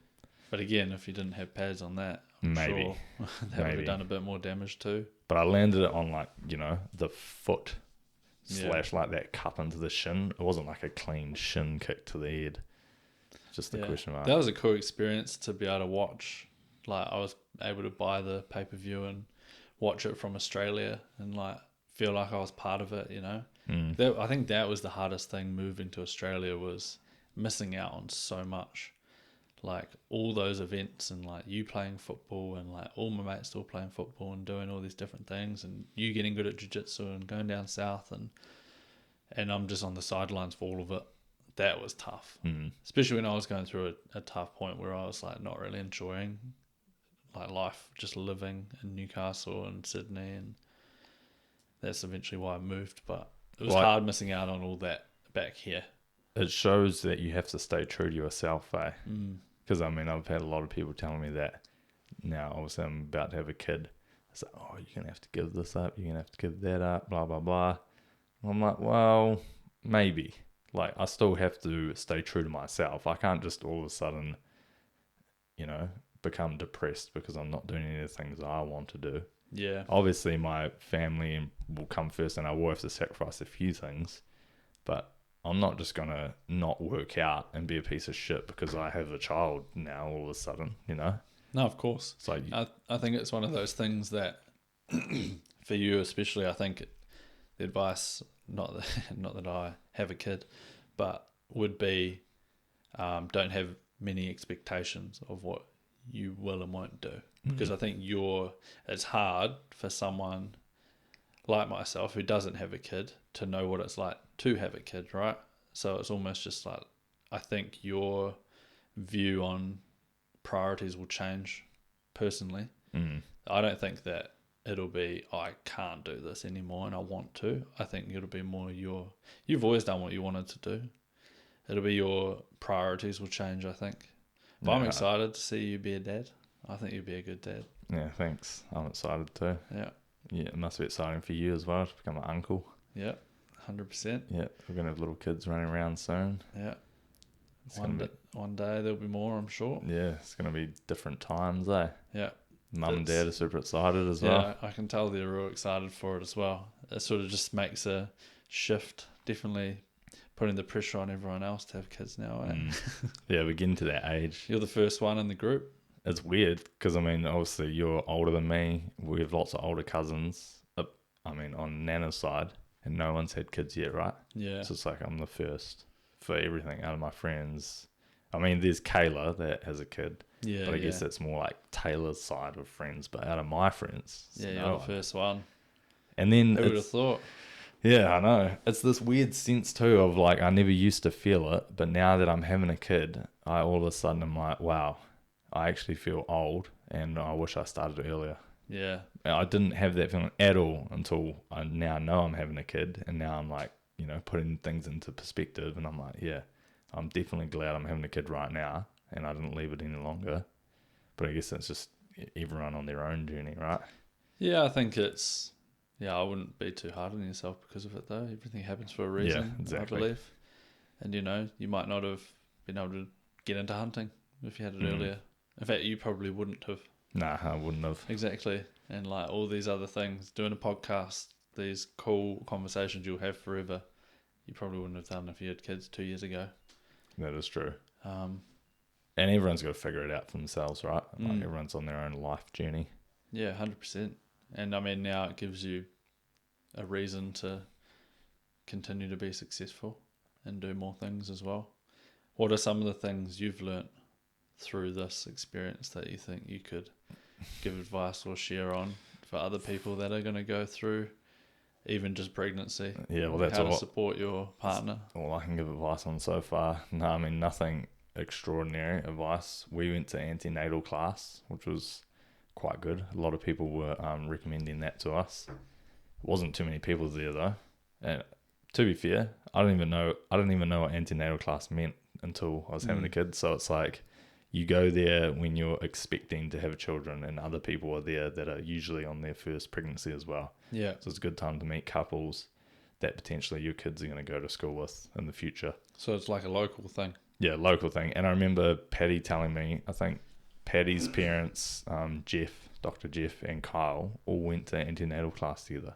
Right, they became good friends at school. Exactly. And they're still like best friends to this Yeah. day. Well, I hope that's true, what he said, but it was something like that anyway. So we were really hoping that would happen to us, but unfortunately there wasn't too many people there in the local Nui one. Oh, right. Maybe because of my busy schedule, we did the 2 full day Saturday classes.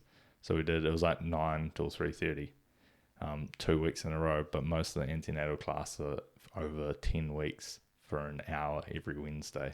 Yeah. But I'm down south for work. But that was quite good. Learnt a bit about that. A lot of things I didn't know that I guess you learn in those classes about what's going to happen with the pregnancy and the different phases and stuff like that. Yeah. So maybe that's one thing to do if you're a new parent, would be to go to those. Because I could imagine you just opened up a can of worms to a whole new world that you just have zero idea about until it happens, right? And all of a sudden, and even like, then, what do I do now? I don't know how prepared you can be, right? Everyone Yeah. always says like you just that day that you bring the baby home from the hospital and you're just at home, you and your partner, and now all of a sudden you have this massive responsibility and you're like, well, what now? Like, what do I do? But you'll figure it out. I guess everyone does. Another thing I've learned is I've obviously done I've been trying to do a lot of research into, like, this is going to sound way more conspiratorial, but reading up about vaccines and, what the standard thing to do is with folic acid, which I've spoken to Patty about already. Like, they try to get your pregnant partner on folic acid ASAP when there's other options, potentially methylfolate and stuff. But it's quite a scary journey because I learn all these things and I think it's in my nature to go against the norm. Yeah. But I'm Or quite just question it.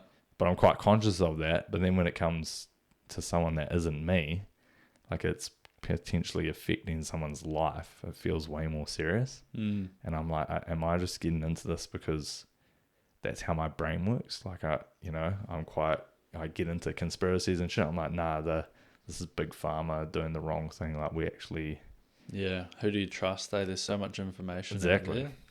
Do you trust the government or do you trust like Dr. Eric Berg? exactly. And no, I trust Dr. Eric Berg. Yeah, I don't so trust do the I. government. Yeah. Is there anyone else you'd recommend to listen to, or people you've been listening to on information about? I listen to heaps of RFK Jr. Okay. Robbie F. Kennedy, and I'm reading his book, which is Vax, Anti-Vax. And it's all clinical controlled studies done. So it's like actual medical literature. And they just go through literally the childhood vaccine schedule. And it's, it's like a make up your own mind. They're not telling you what to do with your children, but they're saying, hey, maybe think twice about giving your child 40 vaccinations for every single thing that they potentially don't need. Because kids are so vulnerable at the start, They their skull hasn't even properly developed. Yeah. That's such a scary concept to have to look after one of those things, And I was thinking about this the other day. Everything happens for a reason. I never would have thought about vaccines and stuff like that if it wasn't for COVID. I didn't like COVID, didn't like what happened, the whole vax stuff. But if anything, it opened my mind up to be like, I can't trust the government with everything they're telling me. And now I'm having a kid and now I'm looking at childhood vaccine schedules. I never would have done that back in the day. I would have just given them 40 vaccines. Yeah, 100%. And then they would have grown up potentially with ADHD, eczema, asthma, whatever. But I'm definitely no expert. You got to find out your own stuff, and I would not tell anyone to do anything because imagine how guilty you'd feel saying, I know. Don't give your child this vaccine, and then they go and get that disease. It's just that this is what I'm doing. You can do what you want. Yeah, well, it wouldn't even be that. Be like, okay, this is the stuff that I've read. Feel free to read it and come to your own conclusion. Be a critical thinker and decide for yourself. But it's very concerning, some of the things in there. Say, for example, your child has 1% of getting hepatitis B, whatever it is. But then if you get the vaccine, there might be a 2% chance. Okay, say, for example, your child has a 1% chance of dying from hepatitis B. But then you get a vaccine, and you have 2% chance of dying from the vaccine. Yeah. It's like, why would you do that? You had more risk getting that vaccine than getting the disease. Yeah, that's crazy. And that doesn't apply to all of them. And I'm not saying that applies to the hepatitis B. That's just what came to mind. But there is a lot of concerning stuff like that in the book. So it's scary. So do you read that book and take notes on things straight away and then talk to Taylor about it? And then come to just... Well, the good thing with me and Tay is she's like, we're on the same wavelength though. We both just read Children's Health Defence book, which is just a website called Children's Health Defence, and it has free ebooks you can download. So we both just read that, and then I'm currently reading this book, and I think she's going to read it after. And we just take our own notes. We've got all these notes of the NZ immunisation schedule with all the stuff, and that book is the American immunisation schedule, which has way more than NZ, but they're all similar, so you can just ignore some, take some in. And when you say read, you listen to them, right? Nah, I'm reading these ones. You read it, right? I find it a funny concept when you say, I read this book, and then you send me an Audible link. I'm like, what do you mean you read the book? You listen to it? Nah, I try now to say, I've completed that book or something like that. Or I've listened to it if it's on Audible. But stuff like that, I didn't want to listen to because sometimes your mind can wander. Yeah, and then 100%. You're hearing, but not taking anything in. Yeah, I find that too. It's funny you bring up COVID because COVID was a real interesting experience for me being in Melbourne and in lockdown for 280 days or something. Crazy. In my little apartment, with my mate. Wow. it's one of those things that's not really mentioned much in Melbourne anymore, COVID, because it's one of those topics that everyone's just scarred so much from it. It's like, let's delete that from the memory. But going down, if you're a conspiracist, you'd say that they're doing that on purpose. They're just trying to get the population to forget about it. Because potentially. There's so much that they did wrong. Yeah. And now everyone has just deleted it from their brain. Yeah. Just moved on. I don't know how good it is for your mental health if you just keep holding on to that shit. That's true. Like, it was rough, man. And again, talking about missing out on things, watching you guys live a normal life here in New Zealand for majority of the time, I would say, to being locked up. And then, like, even little things like, I never obviously made a deal about it, but you guys complaining about being locked up for 5 days, I'm just like, shut the fuck up.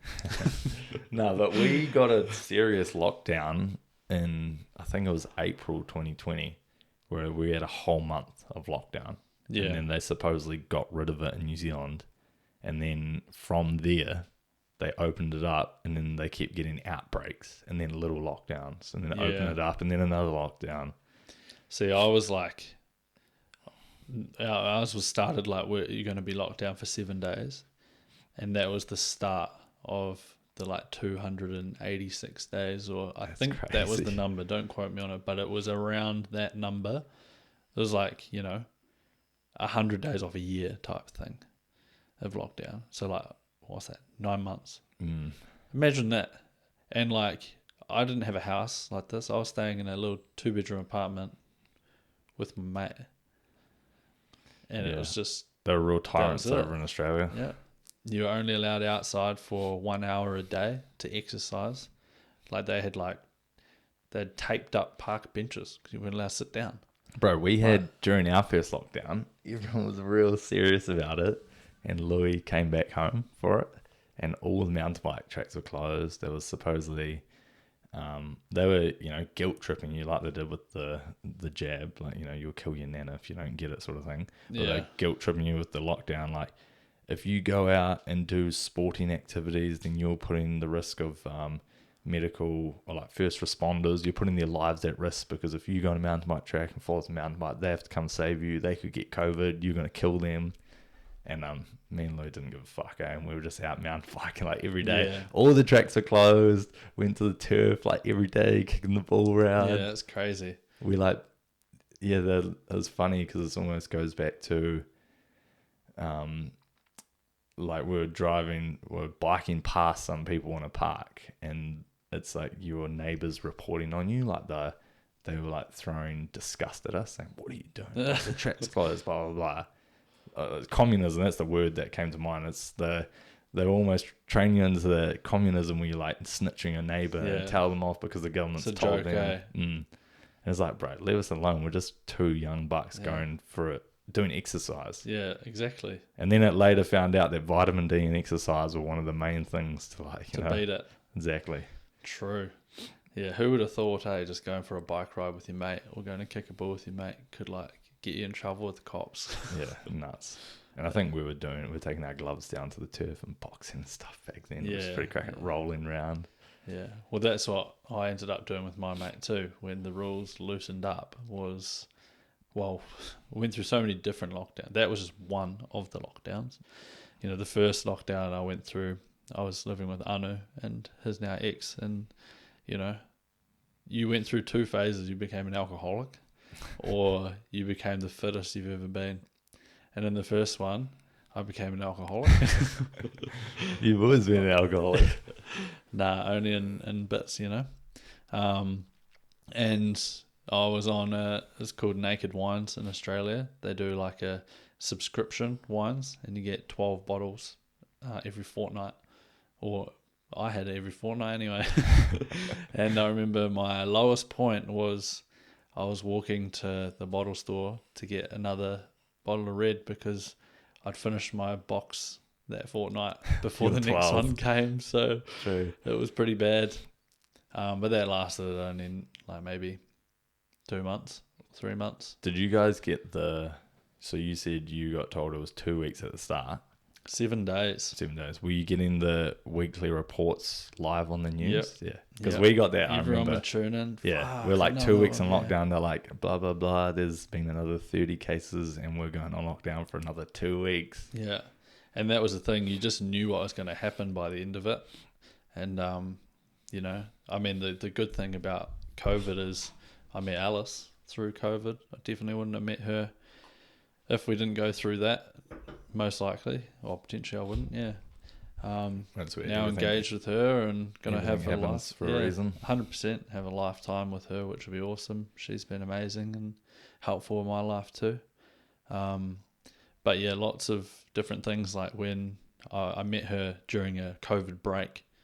One of my friends ended up staying with her, and yeah, came out to the pub, and yeah, she was there, and you know, I did my thing, and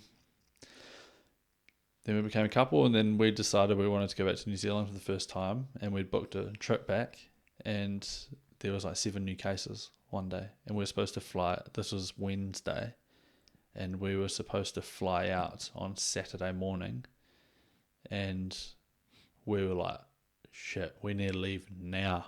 And this was at lunchtime on Wednesday. We found out there were 7 new cases. I was like calling her back and forth, so stressful. We're like, we're going to go into lockdown. We just knew what was going to happen, you know. Everyone's freaking out, and called Air New Zealand straight away. Shout out Air New Zealand, was good customer service, probably because Elliot. It is now. Shop money.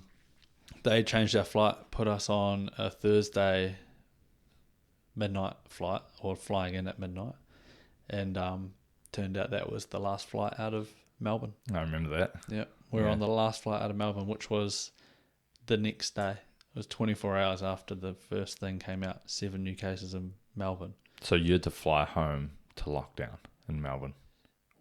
So lockdown started at 2 a.m. the Friday morning, and we flew out at like 6 p.m. Thursday night. So by the time we landed in New Zealand, lockdown had just begun. Right, and we were open. You were then. open. Yeah. So we had 2 weeks of like, we were in Queenstown, like we did so much fun stuff, like Wellington, and everyone back home was in lockdown, and that lockdown lasted like 2 months, I think, and we didn't have to do the first 2 weeks of it. Right. So, is that when we went to Queenstown as well? Was it that same trip? No. Different trip. That was a different trip. Yeah, okay. Yeah. This was the first time you would have met Alice. Yeah, okay. Oh, that was at Danielle's 21st, was it? Yep. Yeah. Danielle's 21st. Yeah, okay. Yeah. In which I also had COVID. True. And then you probably spread it around NZ, and then we probably got put in a lockdown. Yeah, probably. Oh, well. Yeah. But turns out it was all right. Yeah. Interesting times, though. Mm. That's why we put it behind us. I have a thing here, alcohol and balance, because we've got some different mindsets when it comes to that sort of thing. Lately, I've been trying to have little to no alcohol, but I do have thoughts, because I reckon potentially it's genetic that me and you want to drink, and you know, I think alcoholics is a little bit genetic, because I still have that feeling like I'm missing out if I don't drink. Well, that's what I get when I stop drinking. And I don't know if it'll ever go away, but it's not like I'm a hardcore alcoholic, like sweating because I'm not drinking, but I'm just, you know, like all my mates are drinking around me. I'm like, oh, should I get on the piss? But I'm trying to stay on the path. It's one of those things, right? Like, I respect that, but I also don't feel like I have to if I don't want to, you know? And like, I don't know. It's one of those things, like, you know, everyone always says you don't need to have alcohol to have fun. It's like, nah, but it helps. For some people it does. And it's like, you know, if I think back to times like some of the fun times in my life where I've just gone down to the turf and kicked the ball around and had a ball without alcohol, I can still do that now that I'm drinking. But I can do that and then go to the pub afterwards and have more fun, you know, a different level of fun. And yeah, you can obviously blow it out of proportion and get hungover and stuff. It's part of it. But I mean, once you've been drinking for a while, I guess you just understand that and accept it, and you just know that, you know, this next pint might ruin my day tomorrow. But it's part of the reason I don't like it, because it ruins the whole next day. And then it's like you make poor choices. It's so funny watching when people get drunk. So you go from living healthy. Say I didn't drink on a Saturday night, I would still eat like a steak, go to sleep, get up early, have my Sunday, eat clean that Sunday, potentially work out. Instead, I get on the piss, I poison my body, I order seed oil chips, diet goes out the window, ruin the sleep pattern, wake up Sunday morning, hungover, and then all of a sudden I'm hungover, I'm scrolling for an hour, trying to get my dopamine back. Oh, I need Maccas for breakfast, you know, because I'm hungover, and I'm allowed Maccas because I'm hungover. It's just like all these things compiling. You're overthinking it, bro. No, but that's saying, what happens. Yeah, I know that's what happens, but you're viewing it in a negative way. I look at it as, I'm going to go out with my mates, I'm going to have heaps of beers, we're going to have the best night of our life. I'm going to look back and remember this. Yeah, I'm going to feel like shit tomorrow, but I'm going to watch like some movies that I've been wanting to watch. I'm going to have a chilled day. I'm going to have an HSP that I'll never let myself have, but I'm going to have it because it's fucking delicious. And this is my one time I'm going to allow myself to have it. And then Monday I'm going to hit the gym and I'm straight back into it. You know? It's balanced. Like, my viewpoint is like the angel on your shoulder, and your viewpoint is like the devil on your shoulder. You're like tempting them into it. I think your devil is my angel, though. That's the difference, I think. Yeah. No, see, but that's what I struggle with, because I am a very happy drunk too. And I create a lot of happy memories. I think for some people it's probably easier because they're not happy drunks. Yeah. And then they get dark and aggressive. 100%. Then it's like, it's probably not the best. It's definitely not for everyone. I'm not saying you should drink alcohol, but I'm just saying for me personally, I enjoy it. Like, I went 4 months without having a sip of alcohol leading up to my Europe trip, and it was fucking boring. Like, I wouldn't recommend it. I wouldn't recommend it to anyone. Because I also went to Europe and then started drinking heaps of beers, and they were like bloating me, and they weren't really hitting the same. It took like a couple of weeks to start enjoying them again, like it did. But like, you know, like, it's such a social thing too. Like, it's so hard to go and be like engaged in, you know, drunk conversations, but then like you have some of the best conversation you have when you're drunk. It's like the truth comes out. Yeah, but it sounds like you've just been on the game too long. I just disagree with those things, because if you surround yourself with people that's what they do, that's what all your friends will do. But if you surround yourself with healthy habits and say, I get into jiu-jitsu, and then I'm now making all my mates that are into jiu-jitsu, and none of them want to get drunk to have a good time. And, you know, I feel like I still have real good chats with all my sober mates. You definitely can't go out into a group setting when everyone's drunk and you're sober, because that's, I don't know, you're just not on the same wavelength. Yeah. But I guess I've had some of the best times of my life having a few drinks. Like, I look back to some of my, like my trip to Rarotonga. If I don't regret the amount of alcohol I drank on that trip, even though I ruined an entire day and a half, I would say. One of the worst hangovers I've ever had. Woke up, yeah, that's a story and a half. Woke up on the floor somewhere that I didn't go to sleep. I fell asleep in the toilet bowl, and I got carried by 3 grown adults. I was just in my jocks covered in like sweat. Gross. And got put in my bedroom, but they put my mattress on the floor because they thought I'd fall out of the bed. I was like proper knocked out, like unconscious. Blackout drunk. Yeah, woke up, didn't really know where I was. There was rat shit all over me. Ooh. A mouse which we later found a couple of days later, the mouse in one of the boys' suitcases. Oh, I saw that video. That was crack up. Yeah. A mouse had walked all over me while I was unconscious. It must have shit all over me and left. Christ. And so that was the start of that day.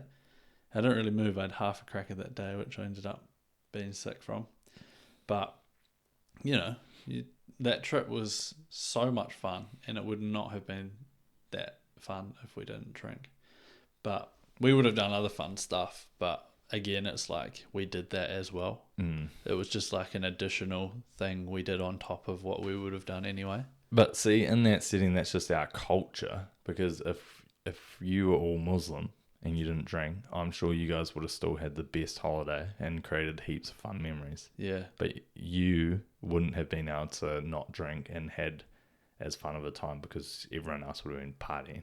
Yeah. And revolving the trip around, we're getting on the piss, we're going out to a party, we're doing this. Yeah. Well, I mean, maybe it is the culture, but that was the culture I was brought up in. Yeah, it was same. Yeah. I mean, the culture, you're definitely going against the culture and it makes it way harder. Yeah.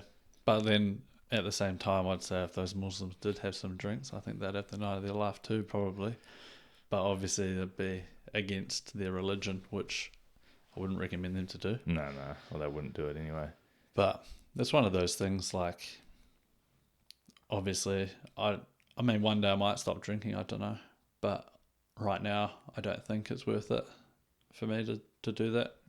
I think everything in conjunction, small, I don't know if that's the right word, but small doses at a time. Yeah. But then at the same time, it's like, one thing, like mum and dad do, they don't drink during the weekdays, only on the weekend.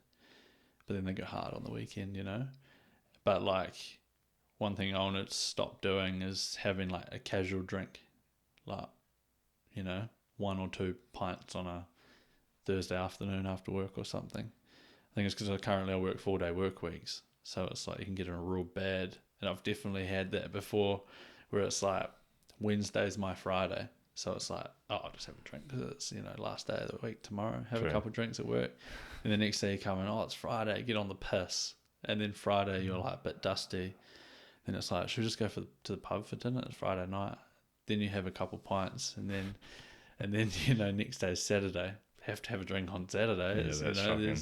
There's like sports and stuff, my mates are out, like, and then Sundays you're a bit dusty, but it's UFC Sundays, and you go to the pub and watch it with the boys, and you have a few pints, and all of a sudden you've drunk 5 days of the week. But they're the things that you have to be conscious of, obviously, and not do. So it's all those little things I'm trying to cut out and be like, like my 30th next weekend, I'll have a few drinks, But trying not to have the odd 1 or 2 because I feel like it, Well, that was the start of my journey when it came to health, was I couldn't comprehend why people would have 1 or 2 social beers because I'm just like, it's so unhealthy for you. Yeah. And what's the point if you're not getting drunk? Exactly. So that was the start of my health journey. It was like, okay, I'm definitely never having any social beers, but I'll get on the piss to get drunk and have a good time. And that would still be my mindset to this day if I did drink. I'd only drink if I wanted to get a bit tipsy, which wouldn't take long nowadays. But then it just slowly led to like no alcohol. Yeah. But then it's like you think back to, like, I was talking to Dad about it when Dad was over and me and him went to the casino in Melbourne. We all had a few drinks and we were gambling, and that was so much fun. Like, we had such a good time. And like, the sevens parties in town that we'd go to, that I'd sneak you into. Like, it was good having your ID growing up. Yeah, hard. Yeah, I remember when I moved to Australia, the first thing you were worried about was, fuck, how am I going to get into town? So no, because I'm pretty sure I bought you a new ID. Yeah, so then that's where the idea came of was, we'll just say I lost my ID. You have to pay for it, but then you can keep my old one and I'll just have a new one. That was so good. Then, I'll never forget, there was a liquor store, and the one just under, maybe I shouldn't shout it out actually. And I remember walking in there, and you walked in and they didn't ID you, and they just knew you as Josh, and they ID'd me. They're like, hey Josh, like, hey, blah, blah, blah. You're like a local at the pub at like 16. Me and Elliot actually, it was you and Elliot at the time. They never ID'd us at all, and then one time we went in when we were actually 18 and we were in our Bernard's uniform, and then they I think their mindset just shifted. They probably figured it out. They were like, oh shit. Yeah, like, these cunts, have been coming here for years. But then they wouldn't sell us alcohol that day because we can't sell alcohol to anyone in school uniform, even if we were 18, which we were.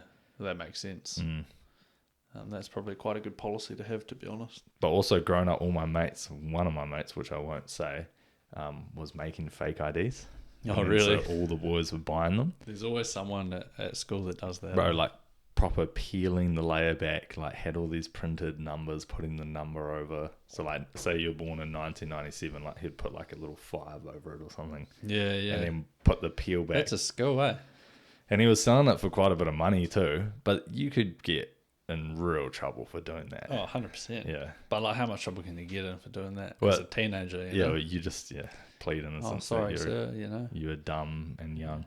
But yeah, the people in the pubs or in the bars, the bouncers used to get the light out and start shining it on the on the numbers because they knew, and on the edges.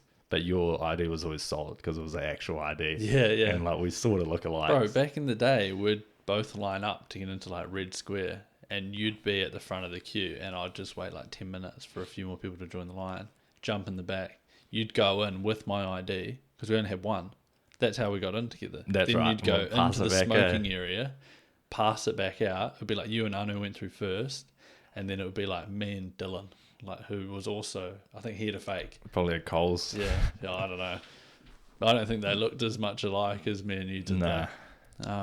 And that's the funny thing. I didn't actually think we looked that much alike, really, on our IDs anyway.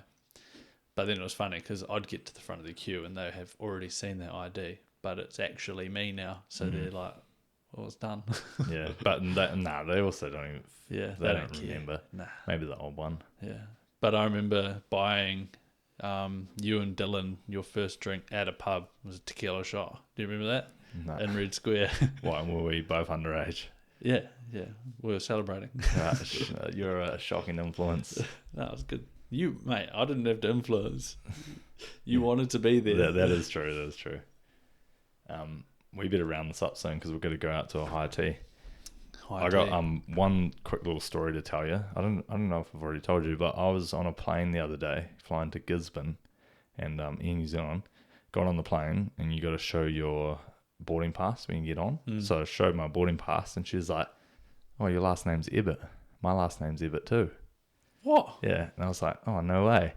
And like as I'm boarding, so there's people behind me, so we're having like a real quick interaction, and then I was like, "Oh, my dad's name's Wayne." Oh, I said, "Oh, I'm sure we're related somehow." Then she's like, "Yeah, I'm sure." And then I was like, "My dad's name's Wayne. My granddad's Ron." She's like, "Oh, we're definitely related." Yeah, and then she's like, "Oh, I'll talk to you soon." So I go sit down, and then she comes around like after she's done her thing because it's those little planes. She's the only flight attendant, so she has to do everything. And then she came around and talked to me, and we're trying to figure it out. And she's like, "Oh, I'm married." I'm not about to remember his name now, but Steve, Dad's cousin, second cousin, yeah, his brother. Oh, okay. I don't know his name. Yeah, so she married him. And I was, so his dad is maybe called Alan. This is shocking because I can't remember any of the family tree. Such a big family though. Yeah, and we were trying to work out, and I was like, "Oh, my granddad's Ron." And then I was like, maybe the brothers. I couldn't remember all granddad's brothers' names. I was like, "This is so bad from me." She was like, "We're taking off." And I saw she was writing on a piece of paper. She was drawing out like a full family tree. No way. Of that side. And when I saw that she had married whatever his name is, maybe Alan, maybe not, maybe that's the dad's name, and his brother was Steve, I was like, "Oh yeah, that's dad's second cousin." And then I was mid-ear, like took it off flight mode, messaging dad. I was like, "Yo, what's like the family tree? What's the connection between, Steve's side?" Yeah. And then I found out, and then I told her, and she literally wrote me a little family tree, which I took a picture of, and then I wrote her one back, and then gave it to her. How cool is that? Yeah, it's buzzy, yeah. That's sick. So it's so weird, or it's so strange to come across someone with our last name because it's German. Yeah, exactly. And she was telling me all the stuff about it. Yeah, right. Because we don't know any German.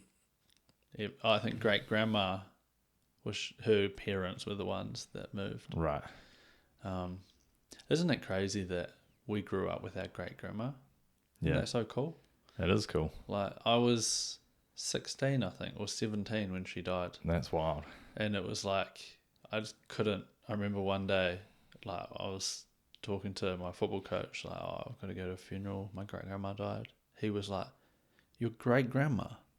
He's like, "I never met my grandparents. And you're going to your great grandma's funeral. That's awesome that And you she had her in her life. Smoked her whole life. Yeah, she was hooning the ciggies, eh? Like a pack a day from when she was like a teenager. Sometimes you open the door to her apartment, like cloud blows so out, eh? I remember, that was shocking. She loved it. But yeah, she was like late 90s. Yeah, she was. I don't think till the very end she started using like a walking frame, but I think she was 93 or 92 when she passed away. So early 90s, but it must have been just, young family. Everyone having kids young. The secret back then is she didn't get 42 vaccines as a child. Yeah, maybe we could wrap it up with that, eh? Yeah, now I got one last thing to give you, a little gift. This is my secret. I was like, I'm getting a book. Here you go, mate. A little gift for you. Oh, thank you. Just to say thank you for being my #1 supporter. Oh, you're welcome. Do I open it now? Yeah, you can open it. Yeah, I'm very proud of you, by the way. Just what you've done in life and how you always push everyone else to be better people and better humans, and you sort of lead the way for everyone, including myself.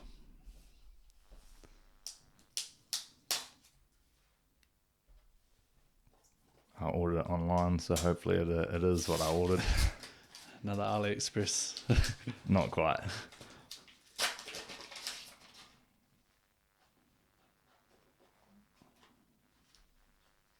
Nice. Shot, bro. All good. It's a Ponamu. Yeah.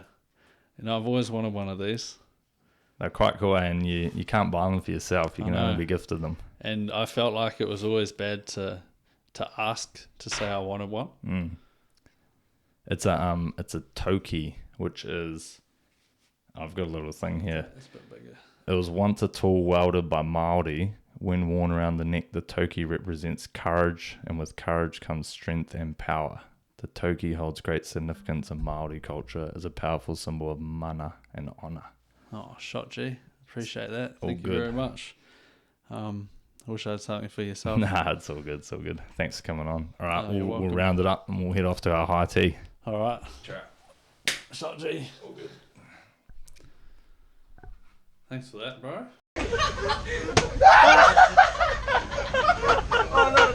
Don't put it on the side, are we? Oh, no.